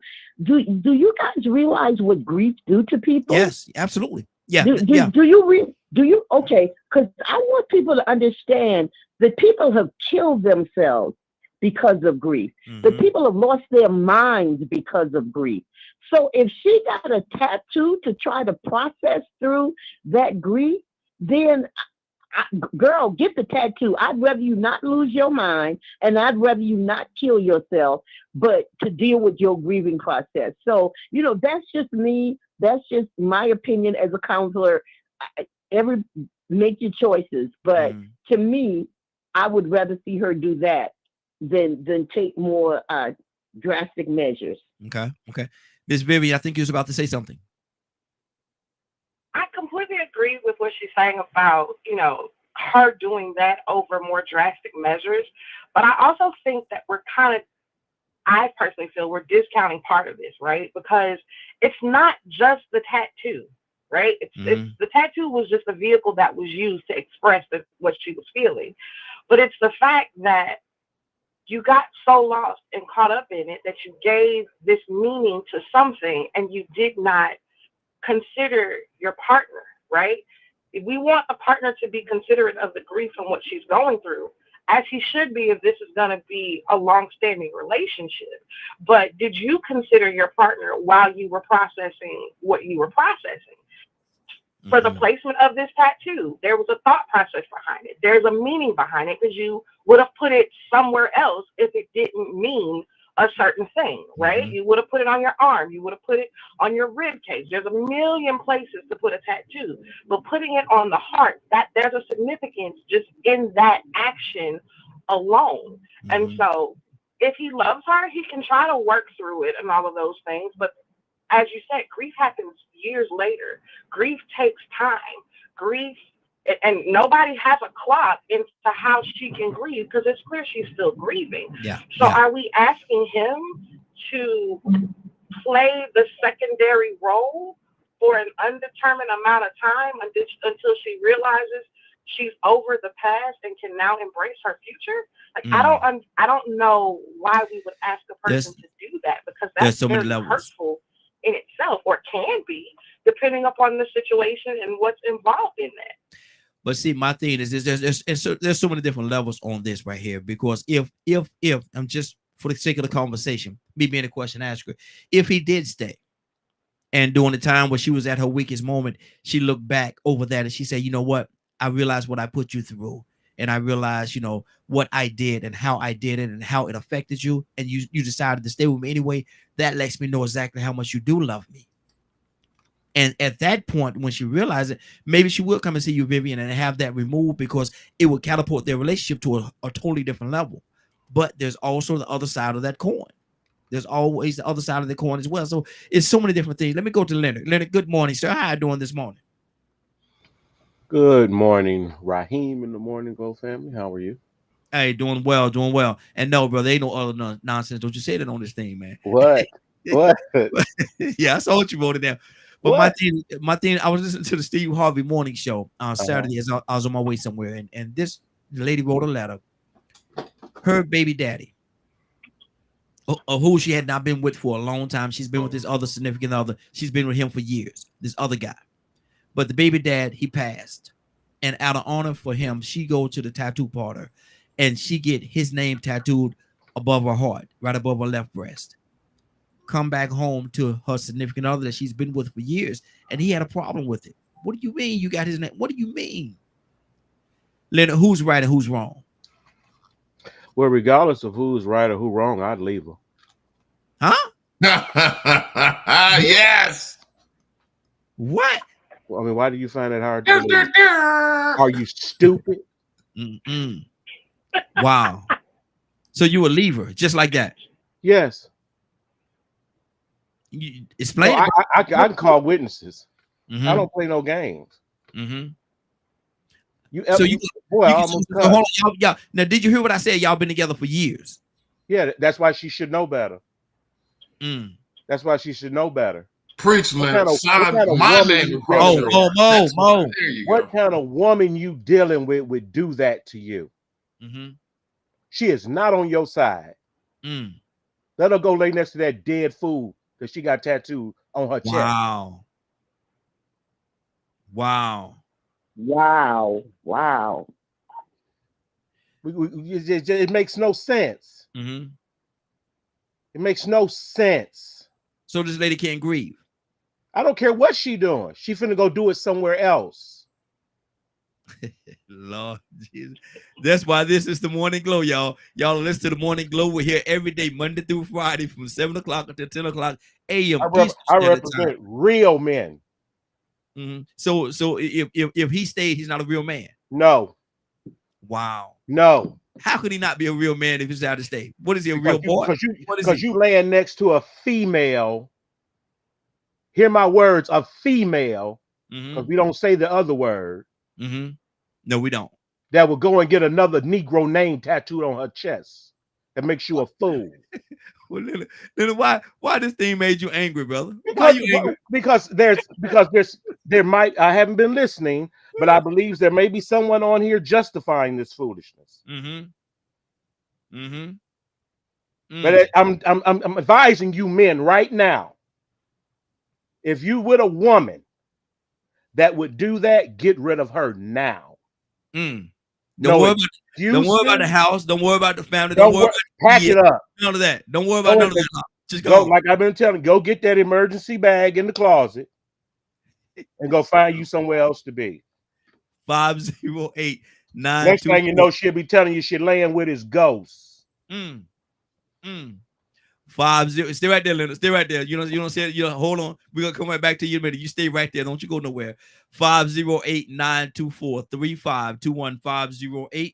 508-924-3521. I hadn't talked to Ryan in a while. Sinavia, don't go to much. Sinavia, you can stay with us. I'm gonna come to you in just a second. So please stay with us. Ryan, what's on your heart, brother? Leonard, it dap you up. So I was thinking about back to what Cassandra said. We all make dumb decisions, but you ever made a dumb decision like, man, I'm so upset I'm gonna have surgery? What? I'm gonna cut this finger off. I'm so mad. Nah, hopefully not. Okay.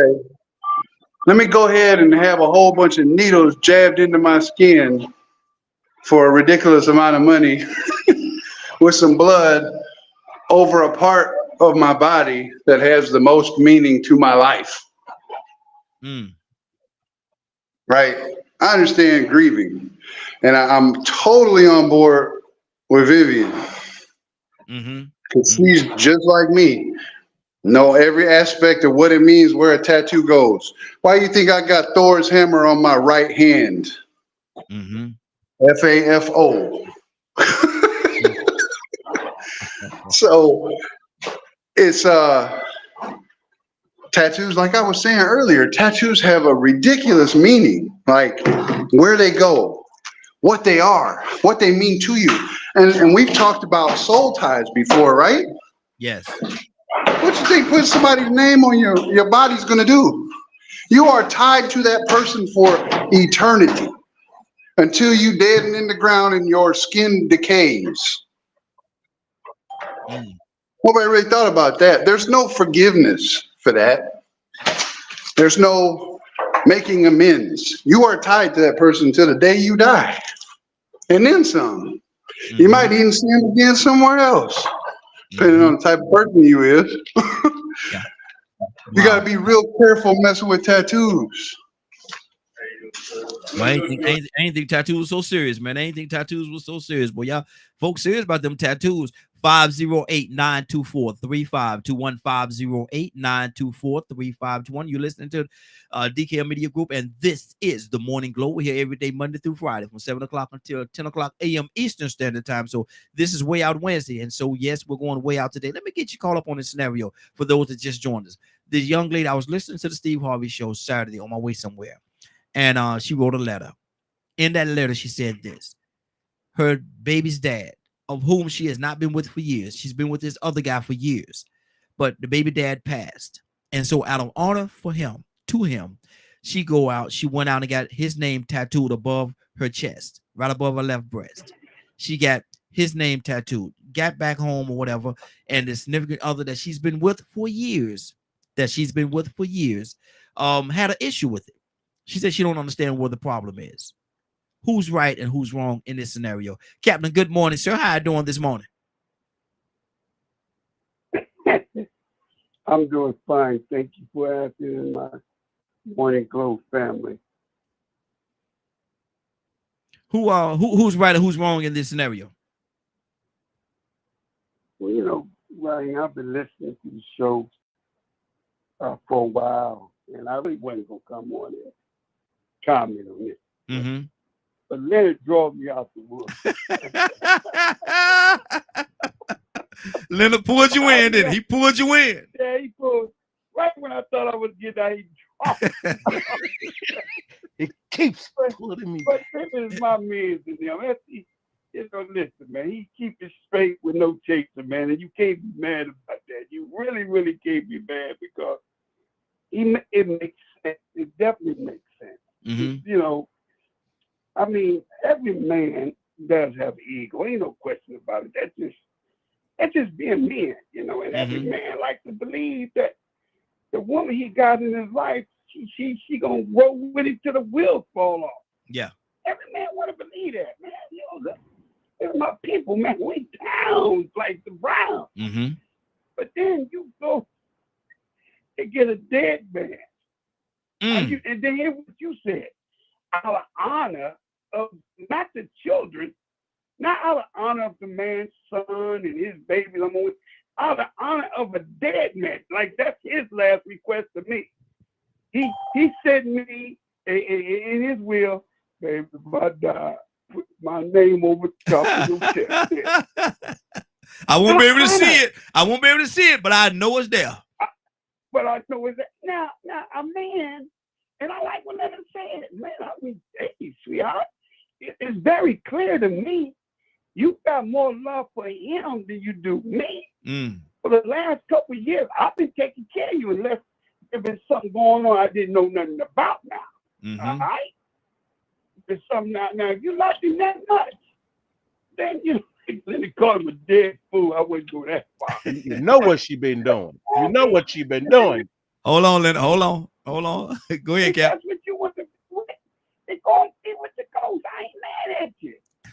But you can't be with me. I'm just sorry. And I heard Sister Cassandra, but people grieve. Well, that's true. People do grieve. People have strange ways by which they grieve. But we're talking individuality choices.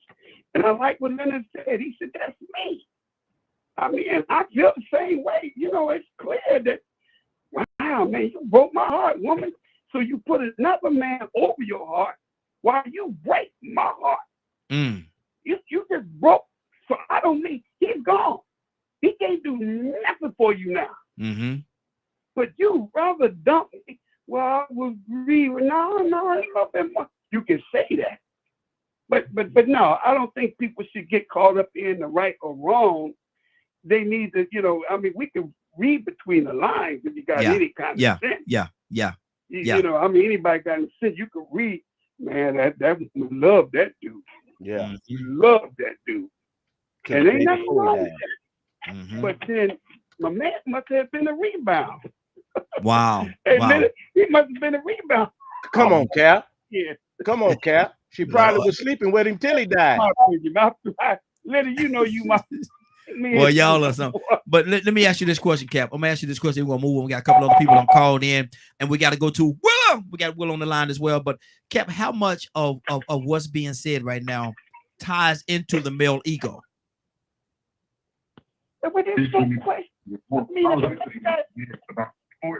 Hold on, somebody that's talking. Somebody that's talking. Mute your line, everybody, except the person that's talking. Okay, go ahead, Cap. I mean, ego's a lot of it, man. I mean, if she was to go to show her girlfriends, I mean, my man ego be hurt, and then his friends around him said, "Dude, you need to tell me." Shaniqua went and got a tattoo of her ex who's dead over her heart. Now his ego is hurt. I mean, yeah, a lot of his ego, bro. I mean, you know, we macho man, we macho man, bro. I mean, my ego would be. I thought I had as tight as this hat, man. Evidently, I didn't. Yeah.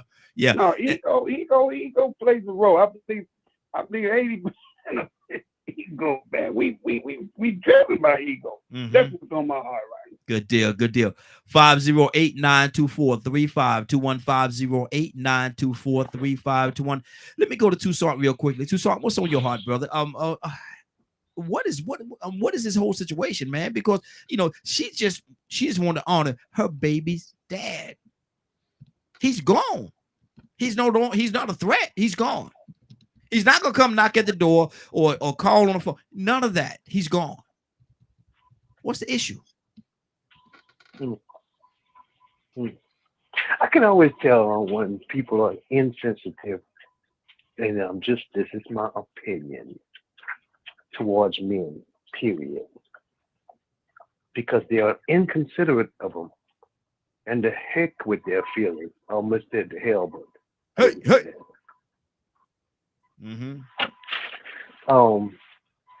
Because unfortunately, there's no counsel for the man. There's even no thought. The heck, get over it. It's no big deal. It's just another dead man. But I got to live with this dead man for the rest of my life, and I'm not even kin to him. Matter of fact, I knew him and I didn't care for him. You missed that?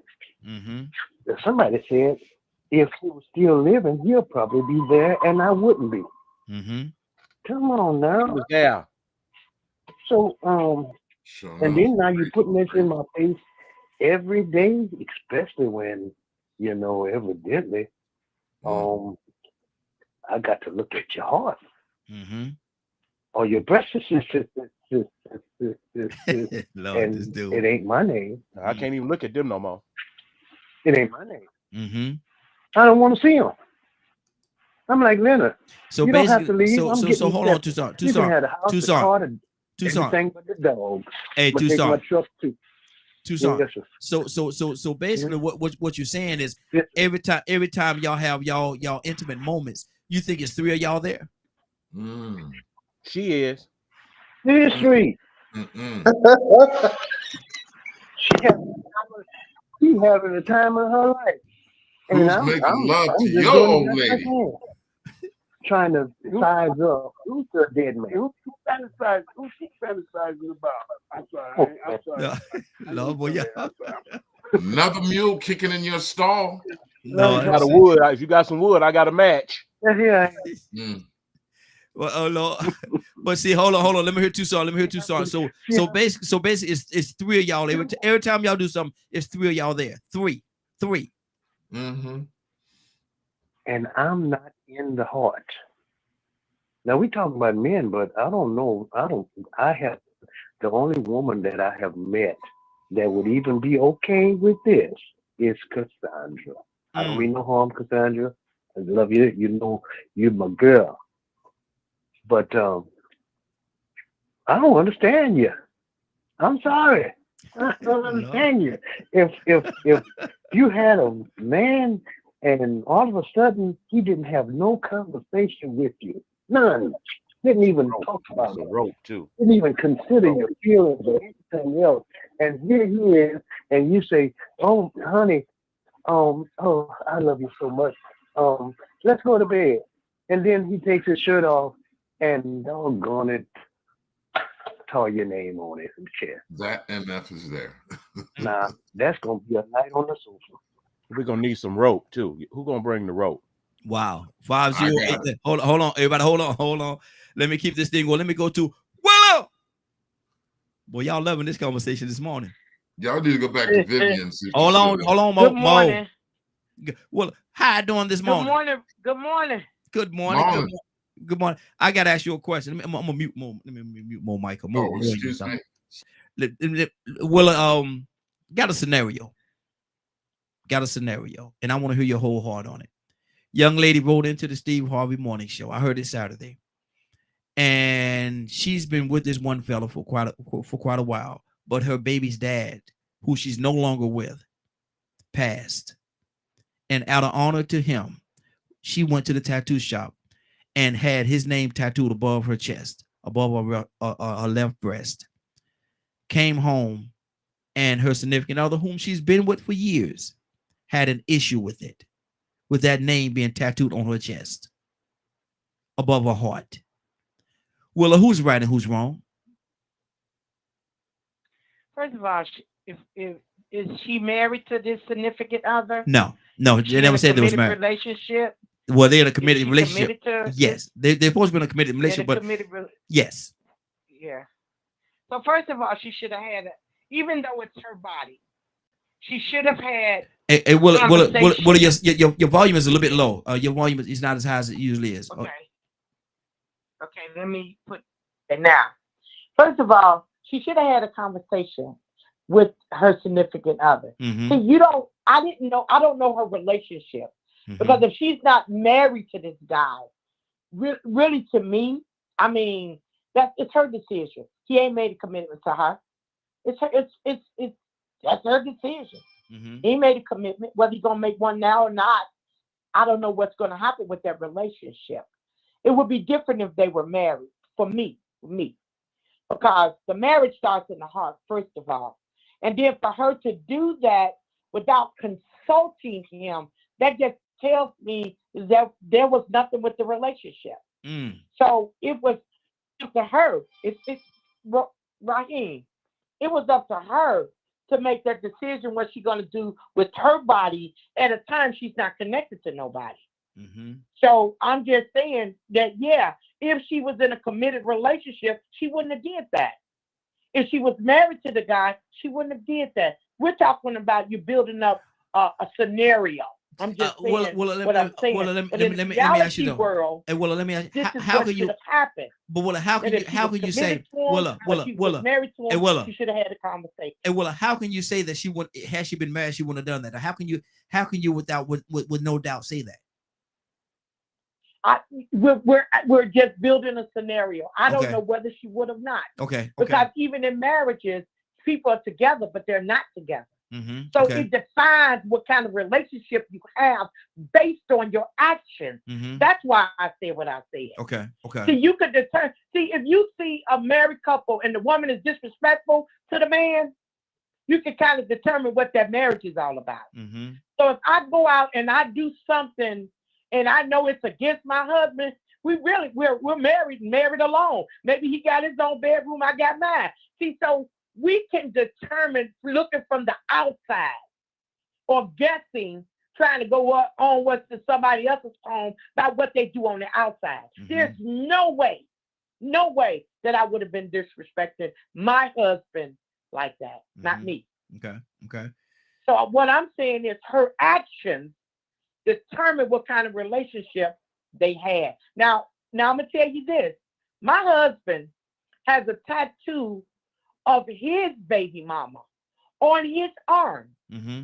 That when they were together, he thought that they were going to be together forever. So he tattooed her on his arm. Mm-hmm. Does that tattoo bother me? Not at all. I am very secure about my relationship with my husband and what my heart is with him. That don't bother me. Mm-hmm. He could have had it over his whole body and it wouldn't have bothered me. And I'm talking about me. Because I know how I am about myself. That don't affect me at all. None. Mm-hmm. Mm-hmm. It's like he got a black mark on his arm that I don't even see. I'm just telling you. It's how we place things. Mm-hmm. And that is not something that determines where my life goes every day. I'm just saying what I'm saying. Mm-hmm. Mm-hmm. And that's on my heart. Good deal. Shanavia, talk to me. And Vivian, if you're still there, I'm coming to you next. I'm here. Okay. Shanavia? Yes, sir. Talk to me, sis. We got a lot going on this morning. Talk to me. This is Way Out Wednesday. You know how we do. Come on.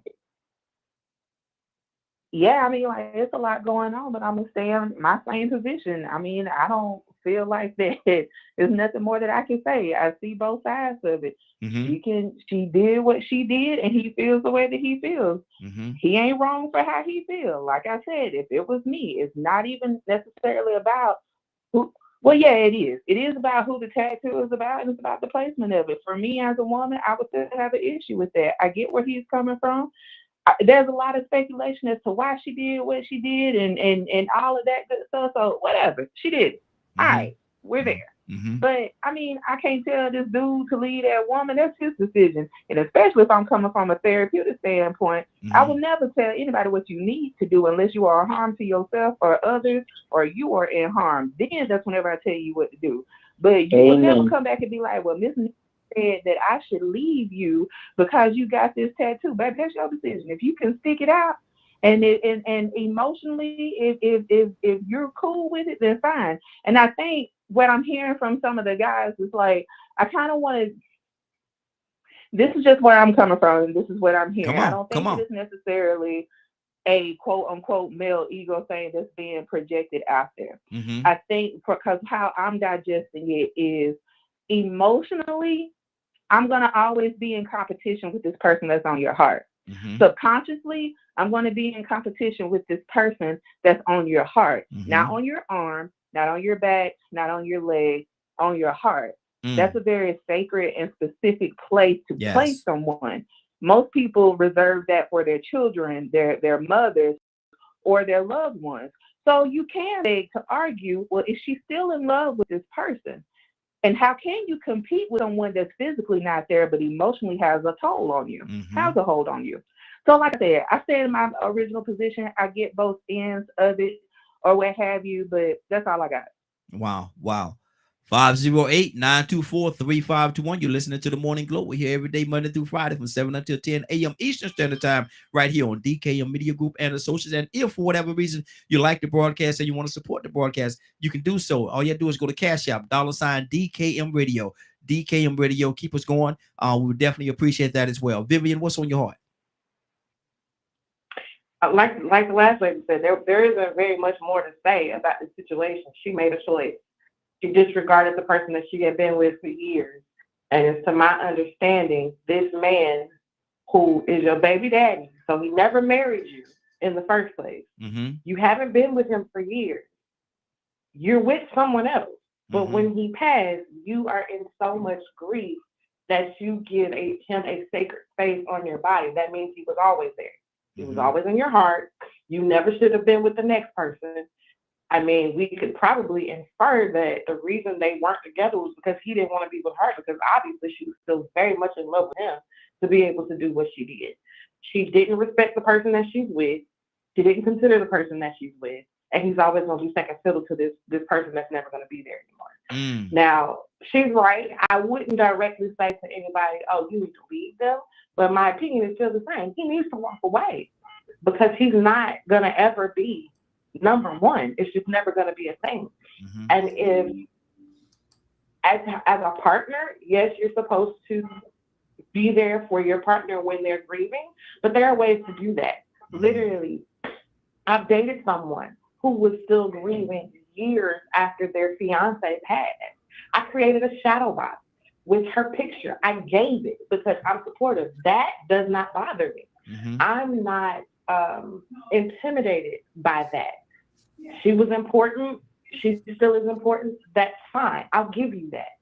But then to put a tattoo and disregard my feeling, because at that point, she no longer is just someone who's important to you. She has a hold on you, and it's a stronger hold than I have because you memorialized her on something that technically is supposed to never be able to be erased. That I wouldn't stand for. As supportive as I am of my partners and whatever they got going on, I'm not doing that because yes, every time we're intimate now, I got to look at her name on you. She's staring at me while I'm laying under you. So I got two people on top of me. No, thank you. I'm good. Wow. Mo, talk to me, brother. I just want to, the basic and bring it down. And let's say that the sister who got the tattoo said, you know what, I messed up. I was in grief. To ask Vivian, depending on if it was like a small tattoo, what would be the cost to remove that? And I understand with breast tissue, it's a bit more painful and with that, but let's talk about the actual cost of removing a memory to go forward. And Vivian's estimation, what would we be ranging at? So what would have cost her probably about $50 and maybe 30 minutes of her time with Kit would probably cost her, we'll just say this name is 2 square inches. It's going to cost her about $2,000 and a year and a half to remove. Wow. And how long does that take? Sessions are probably about 15 minutes every 8 to 10 weeks. But you still will see the outline of the fade?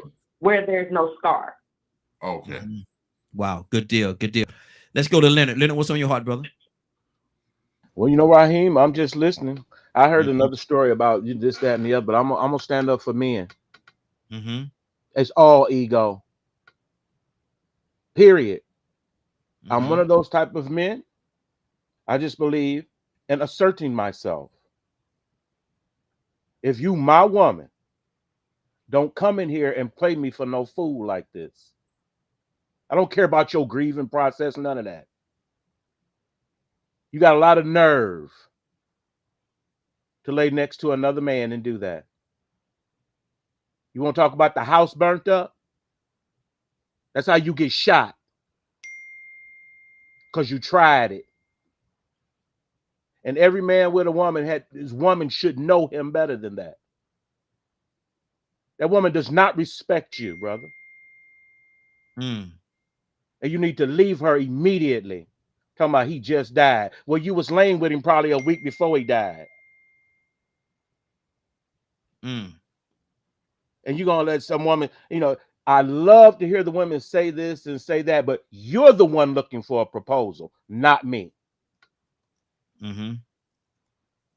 It needs to be the way I want it to be. So before you think about getting, you know, I've been married to my wife 25 years. And she come in here with that foolishness. She leaving today. Do you understand me? You better not even let another man's, his name better not come out your mouth in my presence. I do not play like that. But this I understand with people who are into these multiple and serial relationships and believe all this other foolishness folks have put in their head about this type of thing is okay. I just read a story about a ball player, Steven Jackson, who constantly told this young lady that he was getting ready to marry. We need to sign this prenup. Okay, we're going to do it. We're going to do it. She kept putting it off. Okay, I'm not going to marry you unless you sign this prenup. She didn't respect him and she didn't take him serious, and he left her butt standing there at that altar. Men, stand on your word.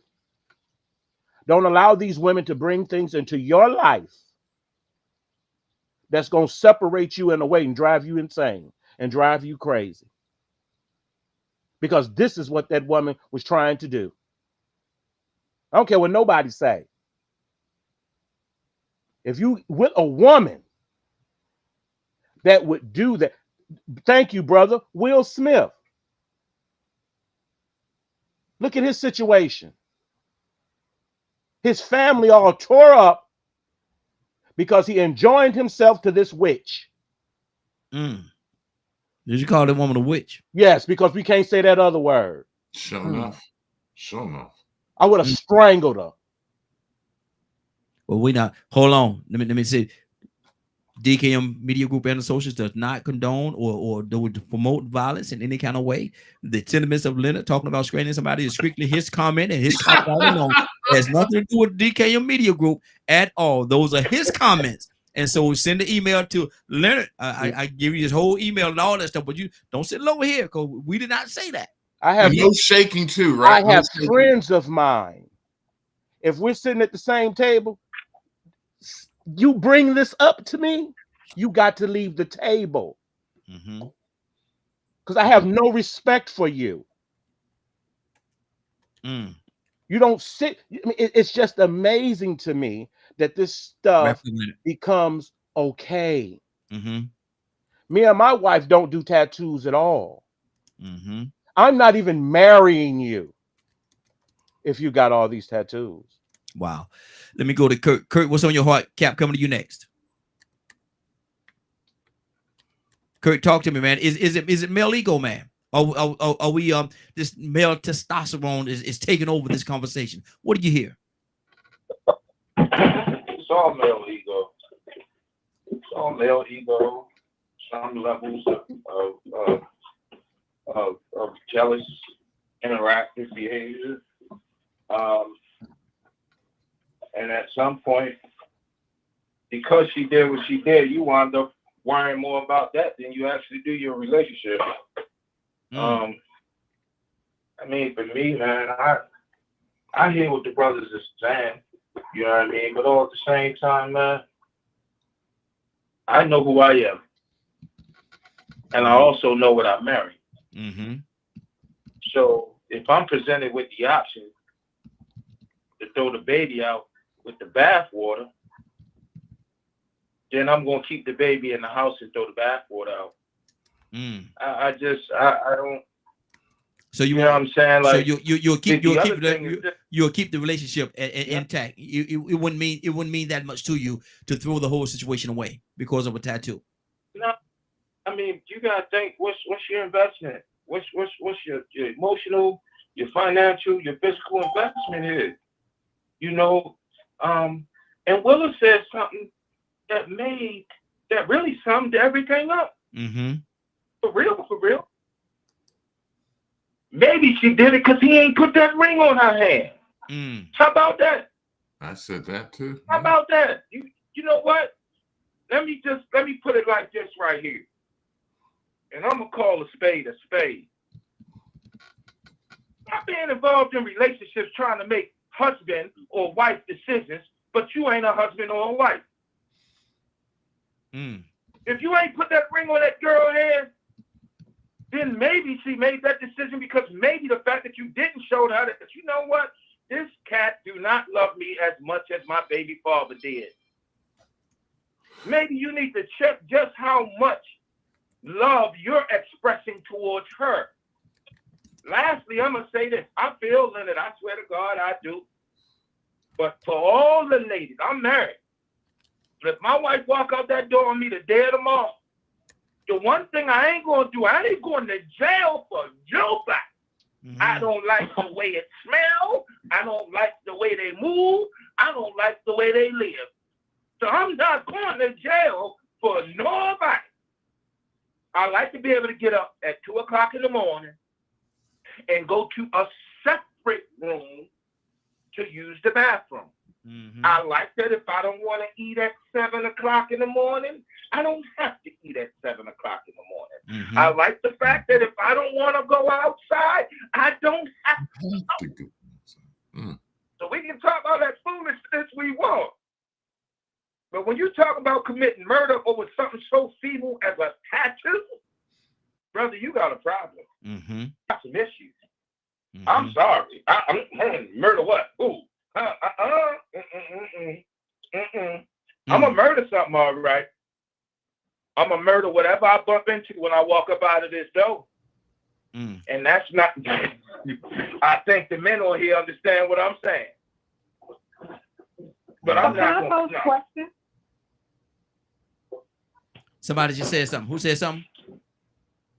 It was me, Vivian. Can I pose a question? Because Go ahead. If she made that choice because you didn't put the ring on her finger, that means she's trying to manipulate you anyway. So is the relationship not over from that point, just from that standpoint? I mean, if you have to manipulate a person into making a commitment to you, then there's no commitment that you should want, because that means they don't really want you in that way. From what I understand. And Vivian, to your point as well, 'cause I was thinking something along some similar to what you just said, but slightly different. I thought when he said that he didn't put a ring on her. Her baby's dad. It never said ex-husband, so he didn't put a ring on it either. He put a baby in her. He impregnated her, and they have a child together. But he did not put a ring on it. And so now you're holding this man to a totally different standard. Because I didn't put a ring on it. Well, what about him? He didn't put a ring on you either. But yet you're honoring him and dishonoring me. Correct. It's just disrespectful. I mean, completely. And I mean, there's a bunch of men on this call, so y'all can correct me if I'm wrong. But from what I was told from my brothers that they were teaching me the game, it don't take a man years to know if this is the person he wants to spend the rest of his life with. A man generally knows fairly quickly, from what I understand. But when a man gives you years and hasn't made that type of commitment to you. It's either one, he doesn't believe in marriage, or two, you're a great placeholder until he finds the person that he wants to give that commitment to. Wow. Y'all correct me if I'm wrong, but that's just what I was taught. Exactly. And we're gonna take a quick pause just for 1 second, and I'm gonna go to people for that. I want to hear your comment. Hold on. I have to do this commercial. I got to do this commercial real quickly. You know that what we're doing. We're doing our DKM party cruise. We're doing our DKM party cruise. It's gonna give you all the information on it. It's gonna be June. It's gonna be in 2025, not this year. 2025. It's gonna be from June the 21st till June the 26th. We're gonna be out there for 5 days. It's gonna be an amazing event. Want all of y'all to come. Want all of y'all to come and be a part of the DKM Media Group cruise. We're gonna play the commercial right now, and we will be back in about a minute and a half to continue this conversation. I am loving it. Come join us on our DKM Media Group First Party Cruise. We will be leaving out of Tampa, Florida on June 21st, returning on June 26th. That's right, 5 amazing days of fun and entertainment. Come join us on our DKM Media Group First Party Cruise. We will be leaving out of Tampa, Florida on June 21st, returning on June 26th. That's right, 5 amazing days of fun and entertainment. All this will take place in the year 2025. The cabins hold 2 people, and there is a $200 cabin fee. The fee of $200 covers both parties. You heard me right. Your deposit is a single $200 fee, and you can secure your cabin for you and your significant other. Then you have until March 15th, 2025 to pay the remaining balance. That is almost an entire year to pay the balance on this outstanding cruise vacation. Do I need to tell you that we are going to 2 different ports? Or should I mention the fact that we are going to be on one of the best cruise ships? I know you are surprised, but this is all true. Contact me today for all the details. You can contact me by email at myfamilybychoice@mail.com. That's myfamilybychoice@mail.com. Why aren't you taking out your credit card now?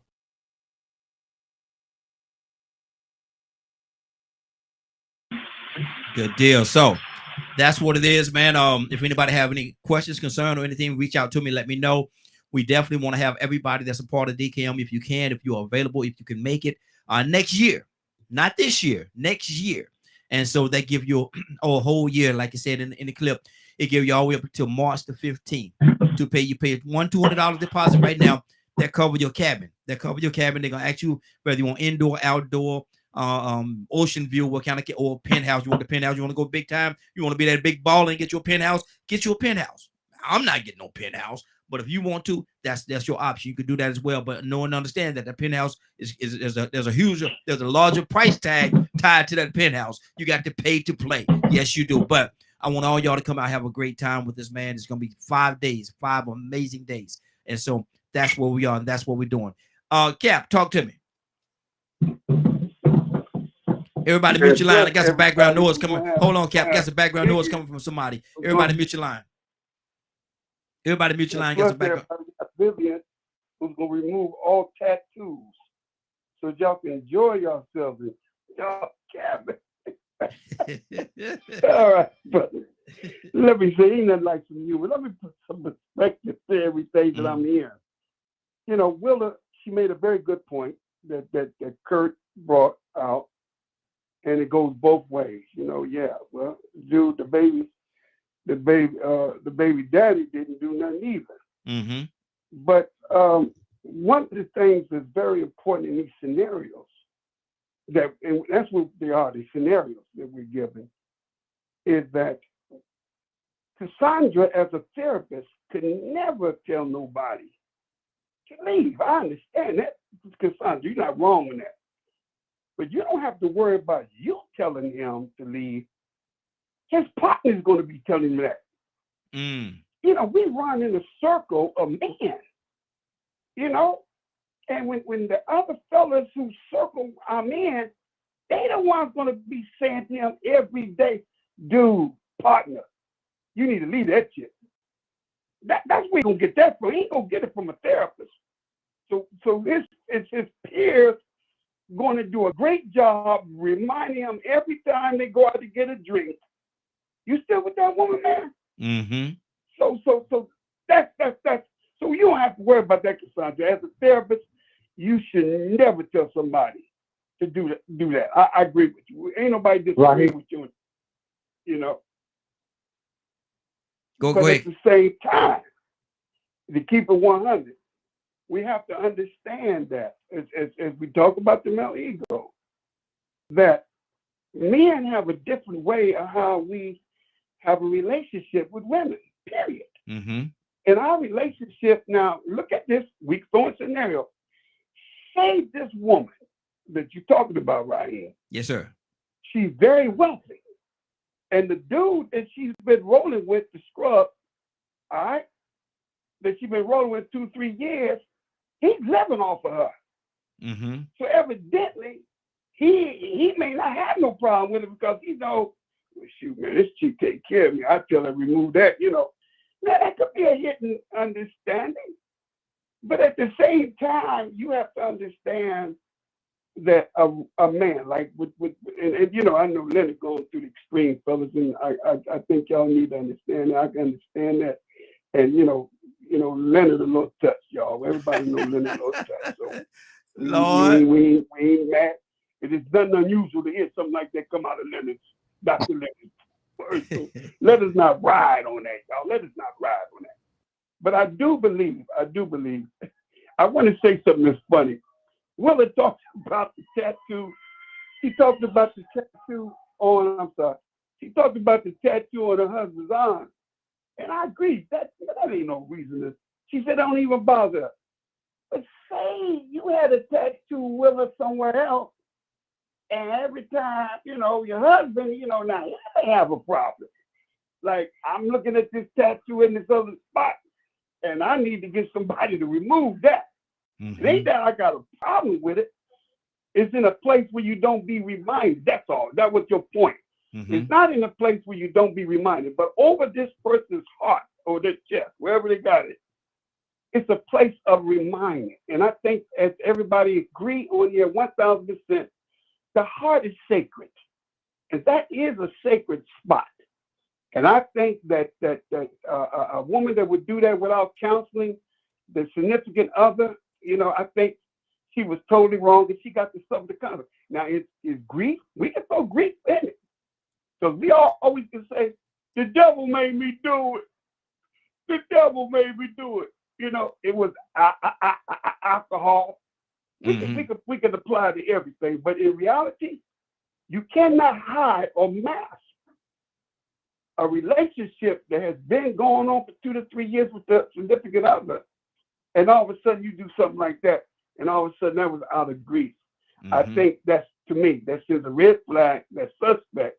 And I think Brother Leonard and every man on here, he has the right to make a decision if he wanted to continue to be in that relationship. And as Vivian said, it's already gone. I mean, you can stay there. Mm-hmm. It ain't gonna never be the same. Yeah. It ain't gonna be, but just a matter of time that's gonna come up, and that's gonna be a situation. Now, my man Mo said, well, how much would it cost to have it removed? In other words, he's thinking about let's try to do some damage control right now. Well, it's good to do damage control early in the game. Mm-hmm. But if you don't do damage control right now and get that removed, I think, you know, people forgive people, but this is male ego. And you don't have to worry, Sister Cassandra. We with you, sister. Don't ever tell somebody you should leave somebody over that, especially if they got an investment. Mm-hmm. But you don't have to worry about you telling that.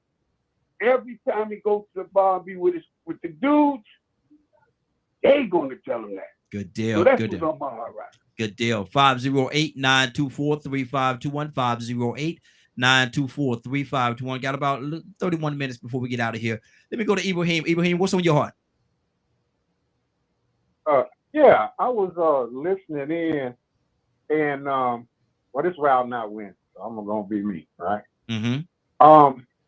You know, I think that you know, I hear a lot of immaturity when I talk about things. Now I understand, and first I'd like to say, I've been meaning to always tell Cassandra, thank you for your efforts and keeping us in remembrance of our ancestors.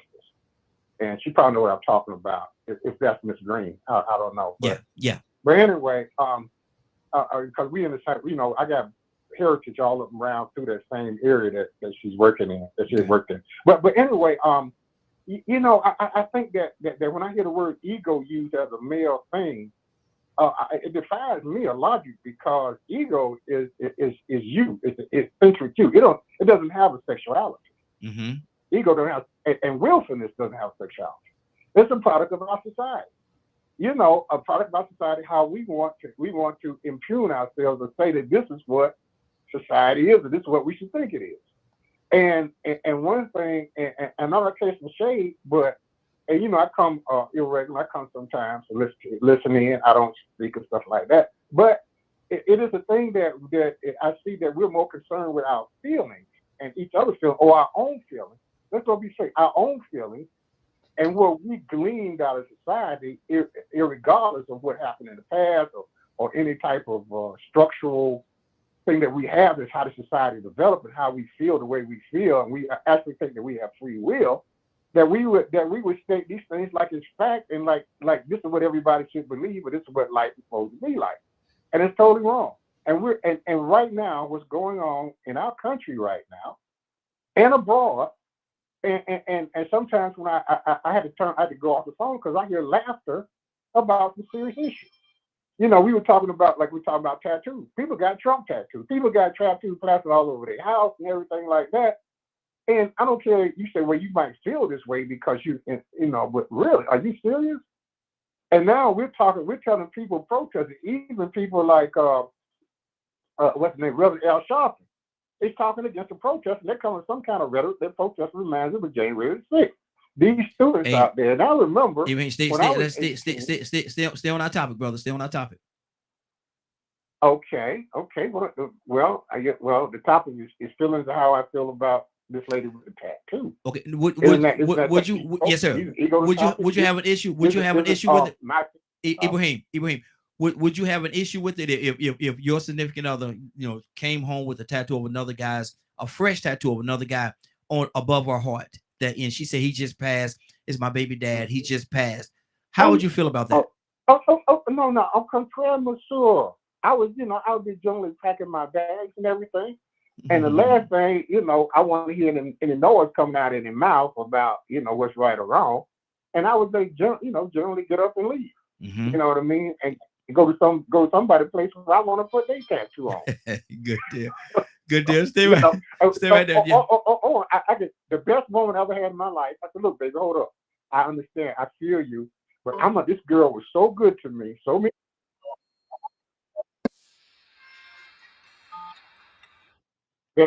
That I'll put a tattoo on my penis, baby. So we see, Ibrahim, you don't want a whole different direction. Hold on, wait, no, that's good. That's good. Stay right. Ibrahim, stay right there, brother. Stay right there. Let me go to Cassandra. Cassandra, what's on your heart?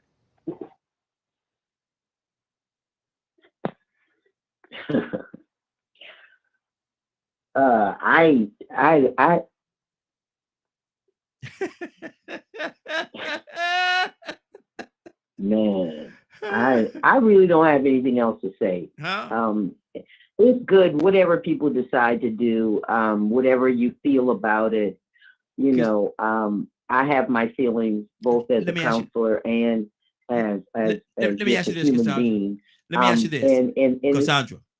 Let me ask you this. Outside of the council is one of your friends. They come to you and they tell you that, look, I got a tattoo of whatever name, Cletus on you remember Cletus? Yeah, yes, baby daddy. Yeah, I got a tattoo of him above my heart because he just passed. He passed last week, and in honor, I put a tattoo.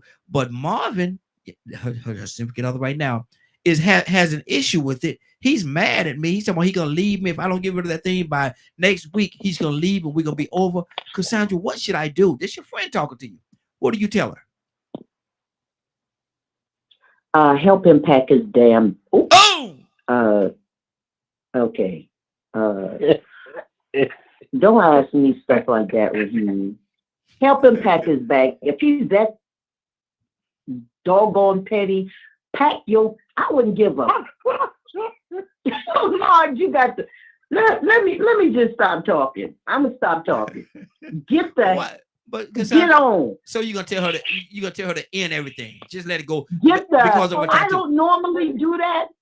I don't normally do that as a counselor. But if he's that freaking petty, get on, get gone, get your sorry behind on. Because you don't give a dang about me anyway. Go on.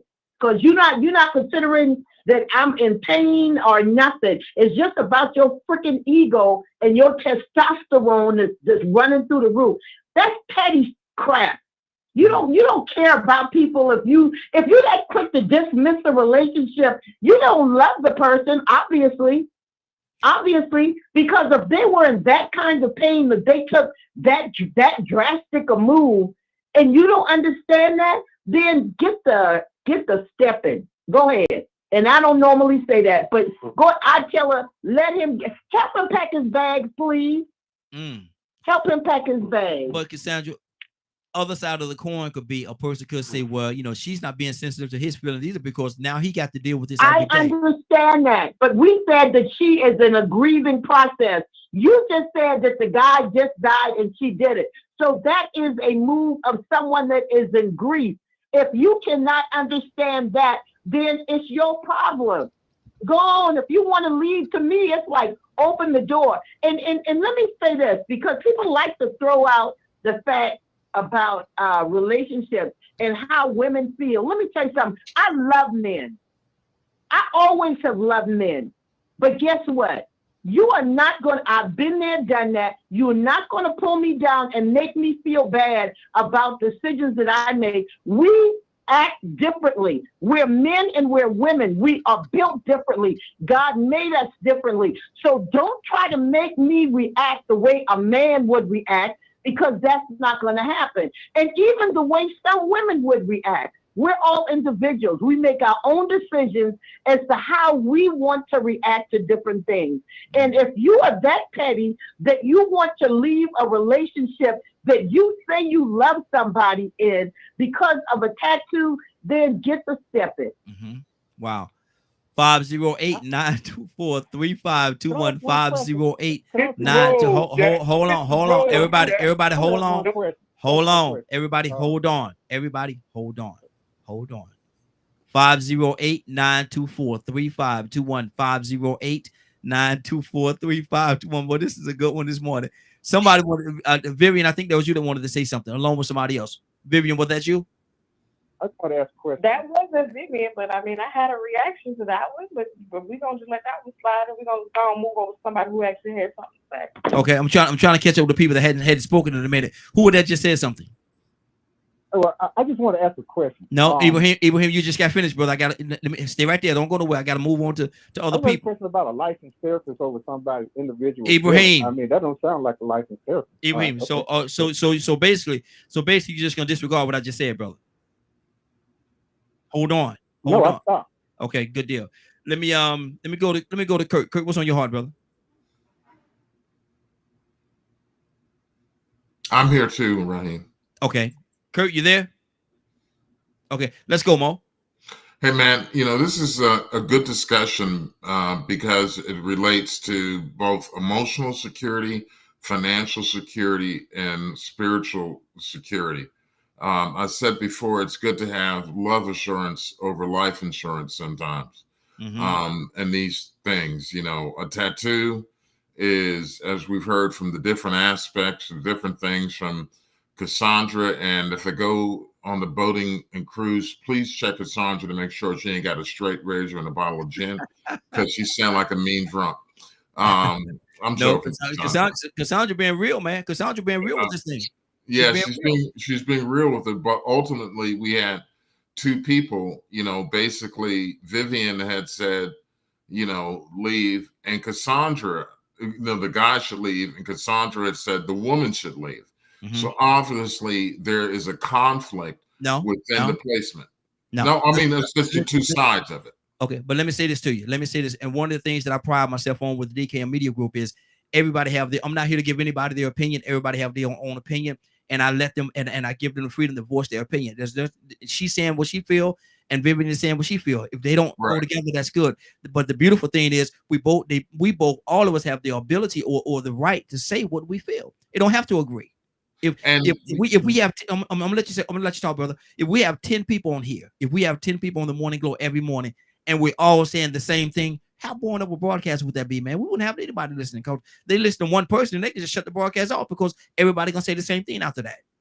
Well, I'm not saying, what I'm saying is the different viewpoints of women I thought was interesting. Okay, and that's what I was talking about. But there's me as a musician, I'm gonna real quick. There's an old Fats Waller song that starts off, well, here we are, the three of us, just me, you, and your big feet, your two big feet, and your feet's too big. I don't want you because your feet's too big. I don't need you because your feet's too big. Sometimes your feet can be too big in certain ways. And that's what I wanted to say. And it was great talking to everybody. So more I'm about to be funny. Man, this is where I went. So I'm just know I'm being funny. So you don't like a woman with big feet? Oh no, don't even. Let me just say something, because I got in trouble once because I'm a member of Phi Beta Sigma, went to the AUC, Morehouse grad, and everything else. And I used to joke that Delta's always won the step show because they got the biggest feet of all the sororities. And I got so much hell for that. But don't you know, I used to love a Delta at one point. Okay. Stay right there. You're taking a turn, brother. Stay right there. Stay right there. Leonard, talk to me. Talk to me, Leonard. It's just wild. Stop giving people excuses to do whatever they want in your life. How would you feel if your woman came home with the Baphomet tattooed on her body? I have rules and standards, and those are some of them. A woman will worship my God. Do you understand? I don't even go for these relationships. You this and she that, and y'all gonna get together and have some children and do what? How many of you men marry outside of your religion? These things are important to successful marriages.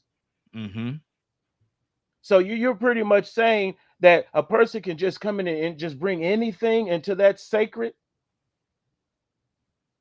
and expect you to deal with it because they hurting about it? There's going to be a new hurt in your life. We have to quit allowing people to bring mess in life. I wouldn't even date women with children. Because of the rules and the standards in my life. Because I don't want to get into this mess dealing with a woman that thinks she can do whatever she wants to do. I'm not saying you can't, but you can't do it with me. You said you represent me. You no longer represent yourself.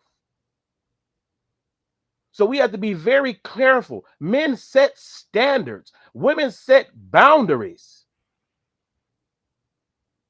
Quit allowing everybody to bring everything into your life this way. Pretty soon you'll be worshiping idols. But some of you already do. Wow. 508-924-3521. 508-924-3521. Ryan, talk to me. After that, we're going to Willow. Then we're going to go to Cap. So I was thinking back. Remember you asked me, what would I do? She pop out the shower and go through all that blah, blah, to reveal that tattoo. And then I'm like, who the hell is Clarence Jenkins? Who the what? What? And then she slapped me, say, keep my ex name out your mouth. What am I supposed to do then? Because some people got attachments like that to people that are deceased. And then I was thinking about what you said a couple minutes ago. Oh, he died last year. He died last year. What you doing in another relationship? Talking about I ain't have time to grieve. You had time to move on and get yourself in another predicament. Thank you. You wasn't grieving that much before, and now he tatted on your heart. That's kind of what's rolling around my dome right now after I got slapped for using the ex's name. You know what I'm saying? after you got slapped. Lord Jesus. Well, Yeah, Raheem. come on, let's talk about it. Yeah, you know, one thing you said so true, Raheem, is that we're not all the same. Mm-hmm. We are different. And some of us can accept things differently than others. But believe it or not, there are some people, like Lenny said, that he would never marry or even never date a woman that had kids. But sometimes people are so good, they can make you change your mind. Mm-hmm. So all I'm saying is that it's how you allow your mind to be to receive the things that will put you in a place. Like what I'm trying to say is, I can't change what you do, Raheem. Mm-hmm. I can only change the way I react to what you do.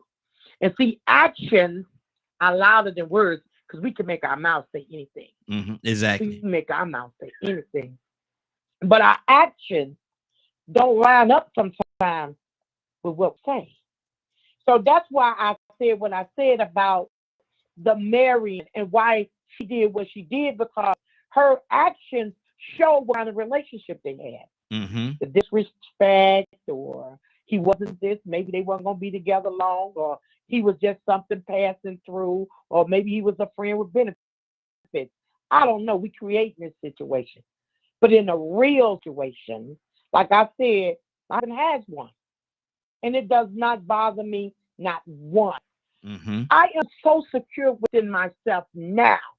I can't say it when I was younger, because when I was younger, I'm learning, I'm experiencing. Remember I told you, my first love left me and I think I didn't shower for like 60 days. Mm-hmm. That's because I didn't know no better.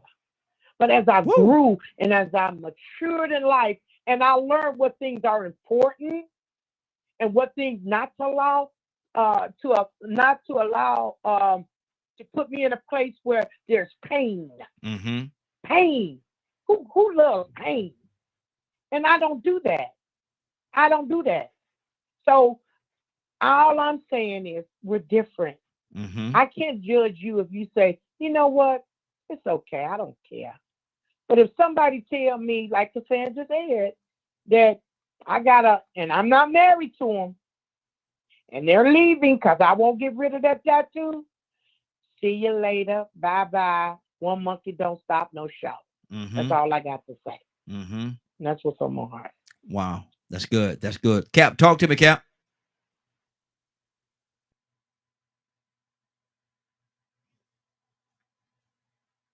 Cap, you there?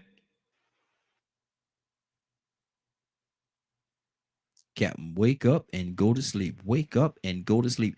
Tucson, what you gonna do in this situation, man? How you gonna play this thing out, man? You know, now you sitting there, man. I know you ain't gonna get angry about no doggone tattoo. You ain't gonna get angry about no tattoo. I ain't gonna get angry. I ain't gonna get angry at all. I ain't gonna get angry. I ain't gonna raise my voice. I'm gonna kindly just get up from the table. I don't know if I have to get up or not, but I'm leaving there. Mm-hmm. I am. Sure. Because evidently you've been knowing me for years, and you know I don't play no foolishness like that. Yeah, exactly. It's not an ego. I told you that kind of stuff before when you met me. Mm-hmm. I told you what I'm going to do. And if you don't believe me, this is the time that I'm going to show you. I'm learning this. When you in a relationship that you want to work, you don't stun it. You don't throw blows at it. You don't bring stuff up that will cause you problems. Now, I learned this the hard way. And some of it, all of it, I hadn't got yet. But I'm learning that it ain't about me. Sure, I got children, but I can't honor my children over my wife. Mm-hmm. Mm-hmm. That creates a problem. She got children too. Mm-hmm. Well, my child want me to wait a minute. Hold on. Wait a minute. Don't shock me with that new new news. Preach, man. And here you are. Here I am. I'm okay. We're not in a marriage. We're in a relationship. Yes. And we're trying to accomplish something. And here I go. And I'm just a happy. I'm just getting off of work and I work myself to death. You know, I'm that type of guy. I'm opening the door and closing the door and all that kind of pulling out your chair. And I'm looking at, nah, be doggone, Clarence is on your chest. Who was Clarence? It was nice knowing you. It's nice knowing you. That's it. I ain't gonna argue. Yeah, I ain't gonna argue. I ain't gonna fuss. I ain't gonna cut up. Amen. Mm-mm. This world is full of people. Mm-hmm. And your friend ain't gonna have to tell me to get the step, because let me say this. I know I'm almost out of time. I probably am all the time. Let's throw this out here. Hey, Leonard, wish Captain Abraham, did you know that Raheem, old girl, got Bobby name on his chair? I don't care if it's Bobby Brown. Yeah.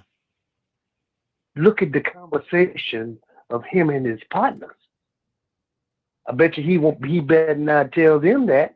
Mm-hmm. Boy, that boy so stupid. Look at him smiling and grinning. What are you happy for? Look at Nick. And he even got a woman, and he don't know it. Boy, get out of here somewhere. Just kill itself. Ego. Wow. Man, that ain't no ego. I wish you would. Man, come on. I don't know no woman would put up with that. I don't care if their daddy dead, their mama dead, their grandmother dead, all of them die in a car accident. You better not come up with that. They ain't gonna do it. We may talk it. I'm out of time. I'll shut up. But let any of us have that come on in our lives, and we're gonna change our mind. Mm-hmm. Wow. Vivian, what's on your heart? Talk to me. I just hopped back in. I had to hop out. I had a client that came in for a minute. Ultimately, everybody keeps using the word ego, but I don't think this is an ego thing. This is just a matter of respect. When you love somebody and you're grieving, you cling on to the people that you love, or either you'll shut them out. It's only one or two ways that it generally happens. It could be more, but it generally happens. But either way, in the midst of the cloud of what you're going through, if you can't have respect for the person that you're with, you just don't need to be with anybody at that moment, because that means you're not in a place to consider anybody but yourself. Wow. I'm sorry. Wow. There's nothing more to that. Relationships are give and take. It's about boundaries. It's about respect. It's about knowing the person that you're with. If you didn't consider him, you didn't respect him enough to not do this, if you couldn't go have a conversation with him to say, this is what I'm going through, I need some space, like, you just didn't respect him. You don't need to be there, and he doesn't either, because you're going to ask him to deal with what you just put him through, allow his heart to be broken. He's looking crazy. He's trying to stand by your side. But who's to say that when it's all said and done, you're going to get it removed? The damage is done already. A lot of times people want to do damage control after the fact, but the damage is done. The deed is done. You have now made this mark. You have given somebody some form of trauma, because that's what it will ultimately result to, that they now have to heal from. And this is another scar that the next person got to deal with, because you did something in the heat of grief. And for some reason, we want to use grief as an excuse. Grief is what is happening, but it is not an excuse. Ryan, talk to me, brother. Me and Vivian like Uncle Phil and Aunt Vivian right now on the show.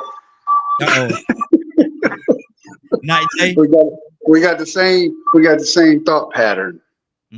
What you can't, and it's a human impulse to do stuff while you're grieving. But it's other ways to remember folks besides tatting them on your chest. Make an epitaph. Get some parchment and some ink. Do something else. You got plenty of options, man, besides the tattoo on the chest. Think about the ramifications of your grief. You causing somebody else to grieve because of your poor choices. Wow. And they're asking what is the topic? Well, the topic is this right here. We're talking about a young lady. She actually called in to, well, not called in, but she wrote a letter to the Steve Harvey Morning Show, and I was listening to it Saturday. Her baby daddy, they're no longer together. They split up years ago. She's been with this other man for several years. She got a he passed. The baby dad passed. She went and got a tattoo of his name on her above her heart, on her left breast. She got his name tattooed on her heart, and went home. And the one that she's with right now, has a major problem with that. And and we're asking the question: who's right and who's wrong? Who is right and who is wrong in that scenario? Is there any right or wrong? How should it have been handled? Who did? He got angry. She didn't find anything wrong with it. Captain, are you back with us?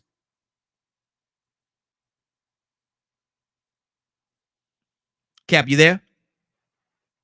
Cassandra, talk to me. Cassandra? Yes. I just need people to do whatever they feel like they need to do. If you want to leave the relationship, because as far as I'm concerned, y'all not married. She has a right to do whatever she decides to do, or he decides to do with their body. That's on them. You have no control over that.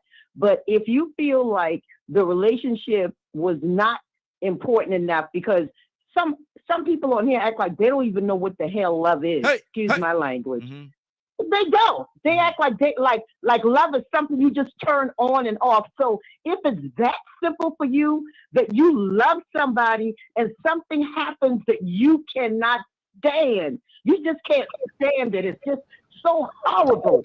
But that love that I had for you, it is gone instantaneously, and I'm out of here because you did something that I did not. Don't know what the heck love is, especially not real love.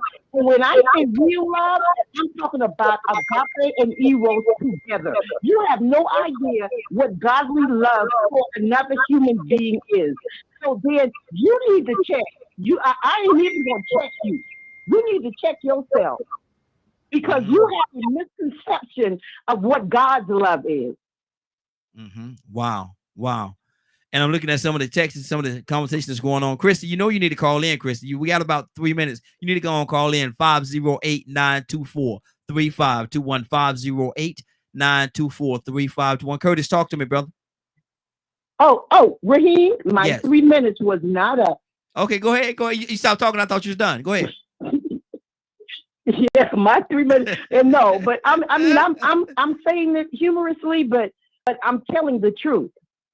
If you don't know what real love is, then it's not something that you dismiss because of something that happens and you just can't stand it. Your love goes out. What kind of love is that?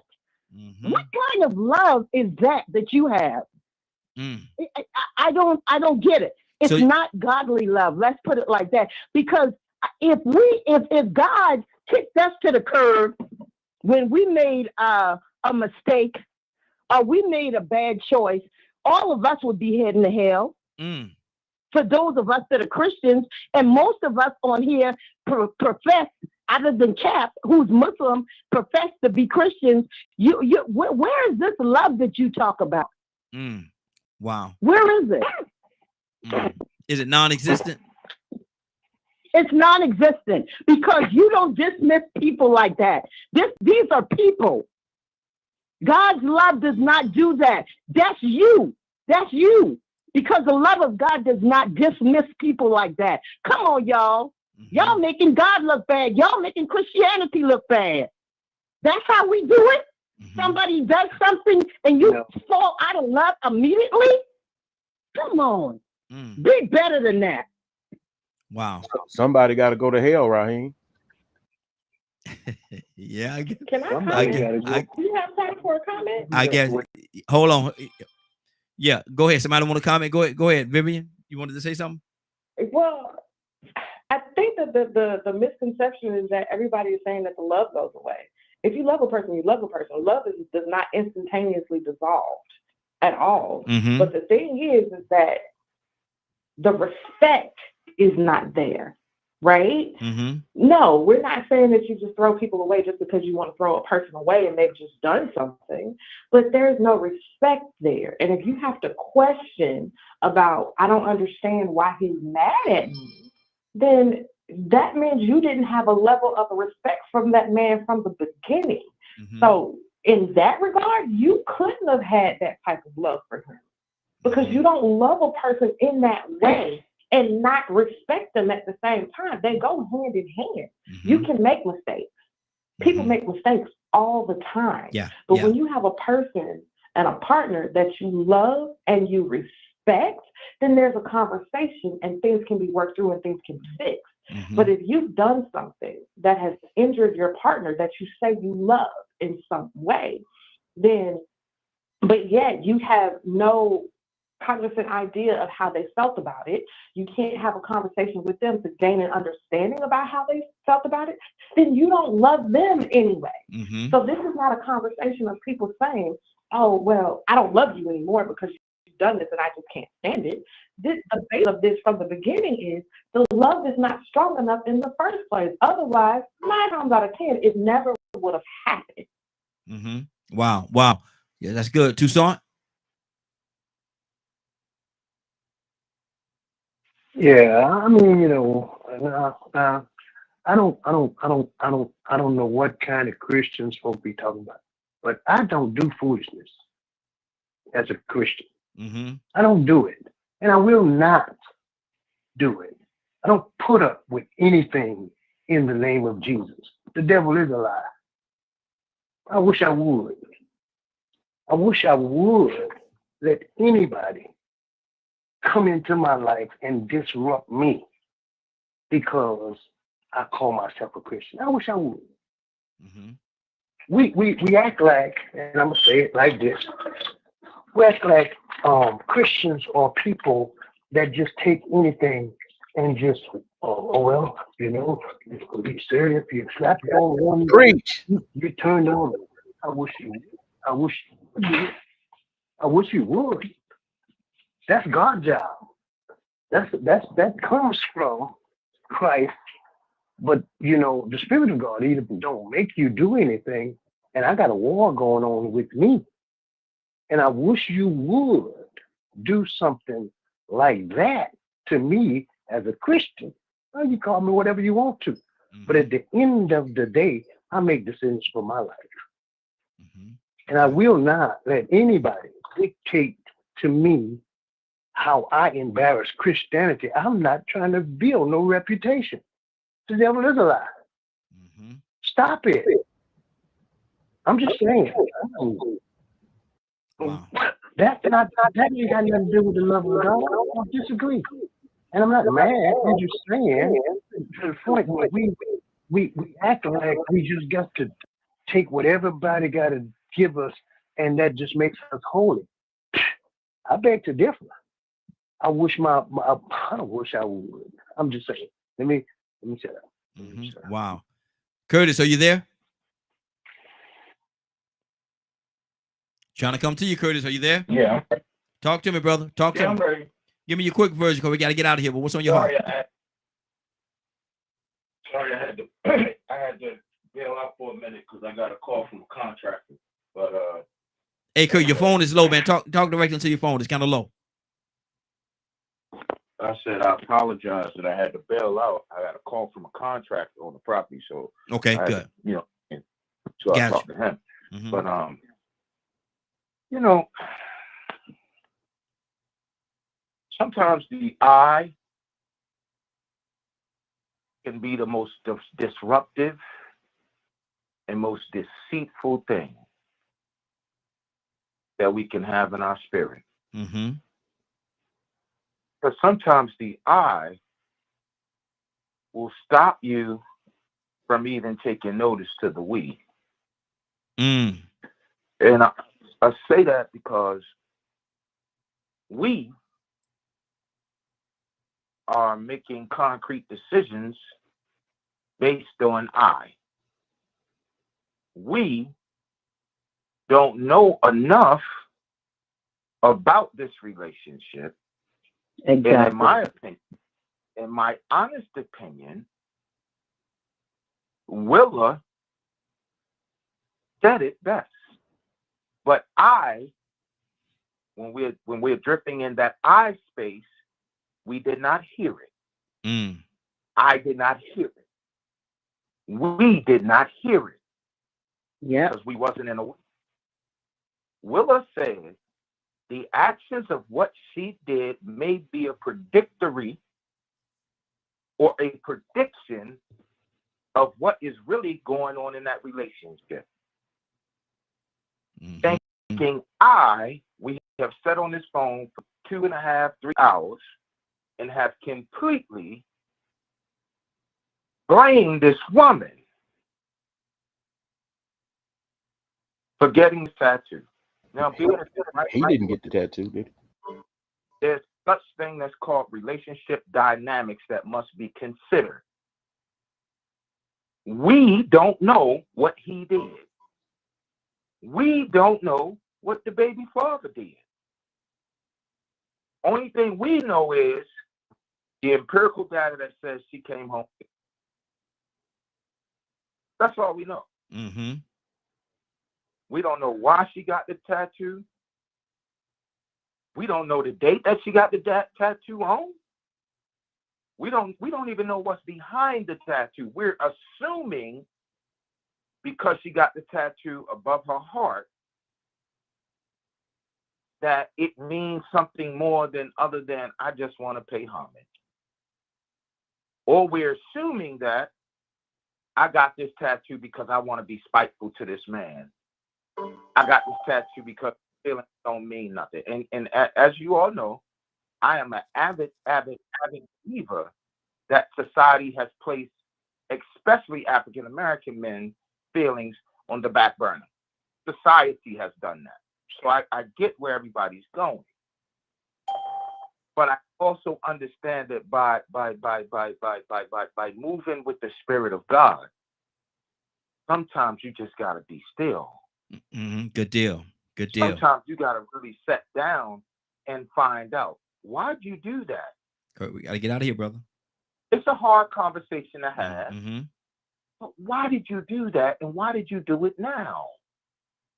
Because who knows, you might get an answer that may actually open you up even better to what you was already thinking. Good deal. Good deal. Cap, are you back with us?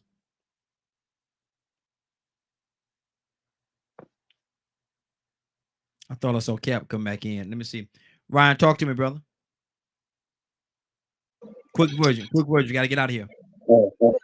The quick version is, better not come home with another man's name on your heart. That's the quick version. Well, yeah, Raheem. Quick version is that when you love somebody, it's unconditional. Mm-hmm. That's what true love is all about. That's what Amen. is about. Mm-hmm. You love somebody without a condition. So when there's no condition, then you don't have room for failure because you're not loving because of a condition. Wow. Quick version. Good deal. Leonard, quick version, brother. The man would be just as wrong if he did it. And I always tell people, I don't mind laying down with a whore as long as I know before. Mm-hmm. You get what you get when you do what you do. Don't bring God into this mess. You're fornicating anyway if you ain't married. So put that sin up there on the altar first. You can talk about whatever else you want to talk about later. But there is nothing that can come good from this type of behavior. And just because you a Christian don't mean you let everybody crucify you. Ain't but one man came here for that, and that was Jesus the Christ. You're not him. Good deal. So don't think that for somehow you're doing so good by allowing people to walk over you and being a Christian. Right there. And by the way, I'm Christian and Muslim, sir. Stay right there. We got to get out of here. Cassandra, this has been Way Out Wednesday, and this has been Way Out Wednesday. Let me see, is Vivian still with us before I do that? Vivian, we lost Vivian. Okay, she had to take off. I'm gonna ask her a question. But Cassandra, somebody tuned into the broadcast late. They came in late. They missed a lot of it. They missed some of it. 8:30, 9 o'clock, quarter till, whatever the case, 9:15 even, 9:30. And they say, man, this has been a doozy. It's been a doozy today. I wish there was a way. Man, I wish there was a way I could see this thing and see it in its entirety. Cassandra, is that possible? You know what? That is definitely possible. If you have missed any part of the show, seeing or hearing it, you can see and hear it in its entirety at dkmmediagroup.com at 3 p.m. Eastern Standard Time. So please tune back in 3 p.m. Eastern Standard Time to dkmmediagroup.com. Good deal. Good deal. I don't know. Let me clear my throat. Willow! Hey, Raheem. Is she here? Hey. What are you ready, Willow? I'm here, Raheem. Are you ready though? Man, I am so ready to receive God's word. Come on, Raheem. Let's go. Well, Willow, since you said it like that, and I believe what you said, I ain't got one more thing to say to you. You know what that is, Willow? Let's go. Amen, amen, amen. Come on, go with me, y'all, to the throne of grace this morning. Let's hold hands in unity and humble our hearts and bow our heads down in worship. And let's go before the throne this morning with some boldness, some confidence, and some expectations. First, just giving honor and thanking the Lord for waking us up, because he didn't have to do it, but somehow he had us on that list that he needed us to do something more. So, Father, we thank you for waking us up this morning. And we're asking that you give us the wisdom and you give us the understanding that we need to live in a wicked and cruel and evil world. But Father, we know that we can do it all because you live. You live. We can face tomorrow and all our struggles and all our circumstances, through all the pettiness, through all the pride, through all the stubbornness. Father, we know we can live through it all because you lead us. Yes, Lord. You allow the Holy Spirit to manifest itself in our lives, to dwell in our vessels, giving us the right decisions and the right choices that we need to make, only because of you. We can't do it without you, Lord. And we thank you. Thank you, Lord, for showing us how to put our loving arms around one another, how to encourage and lift each other up, how to clothe those that are naked and feed those that are hungry. Yes. And you said that if you do these things to the least, you show me that you love me. And we love you, Lord. We love you and lift you up. Praise. Knowing that the power of God work through our lives. We, Lord, Father, we thank you and we praise your holy name. Father, touch each and every last one of us on this line, Lord. Continually search our hearts. Yes, and if there's anything that shouldn't be there, oh Lord, Father, we're asking you to take it away. Yes, Lord. Thank you for the morning glow and the message and the messenger. Thank you for him, for his obedience. Thank you to his family. In Jesus' name, amen, amen, and amen. Amen. Thank you, Lord. Yes, amen. Lord. Yes, Lord. It's been a great broadcast, y'all. This has definitely been Way Out Wednesday. This has definitely been Way Out Wednesday. I want to make sure that you all know that we're here every day, Monday through Friday, from 7 o'clock until 10 o'clock a.m. Eastern Standard Time, right here on DKM Media Group and Associates. Now, it is now, what time is it? 10:14. I think I see it said 10:14. Yes, you're about to exit the Morning Glow. But before you go, I want you to do me two favors, if you will. One, I want you to continue to pray for us, because we are certainly praying for each and every one of you. Number two, why this is real simple. I want you to go out there, find somebody, and give them a hug, because you never know. It could be the only hug that they get, or it could very well be their last. Love you, and ain't nothing you could do about it. Have a great day and a better tomorrow. And then we shine some of this light on you from the Morning Glow. Take it out there into this wicked and cruel world that we live in, and let your light so shine. If you get an opportunity, give somebody some love. You just might find some love in return. Won't that be a beautiful thing? Have a great day. Take care of each other, and please, please, please be blessed. Give somebody some love and truth. They would appreciate it, and I'm sure that you will as well. Have a great day. Love you. Talk to you tomorrow morning, if God says the same.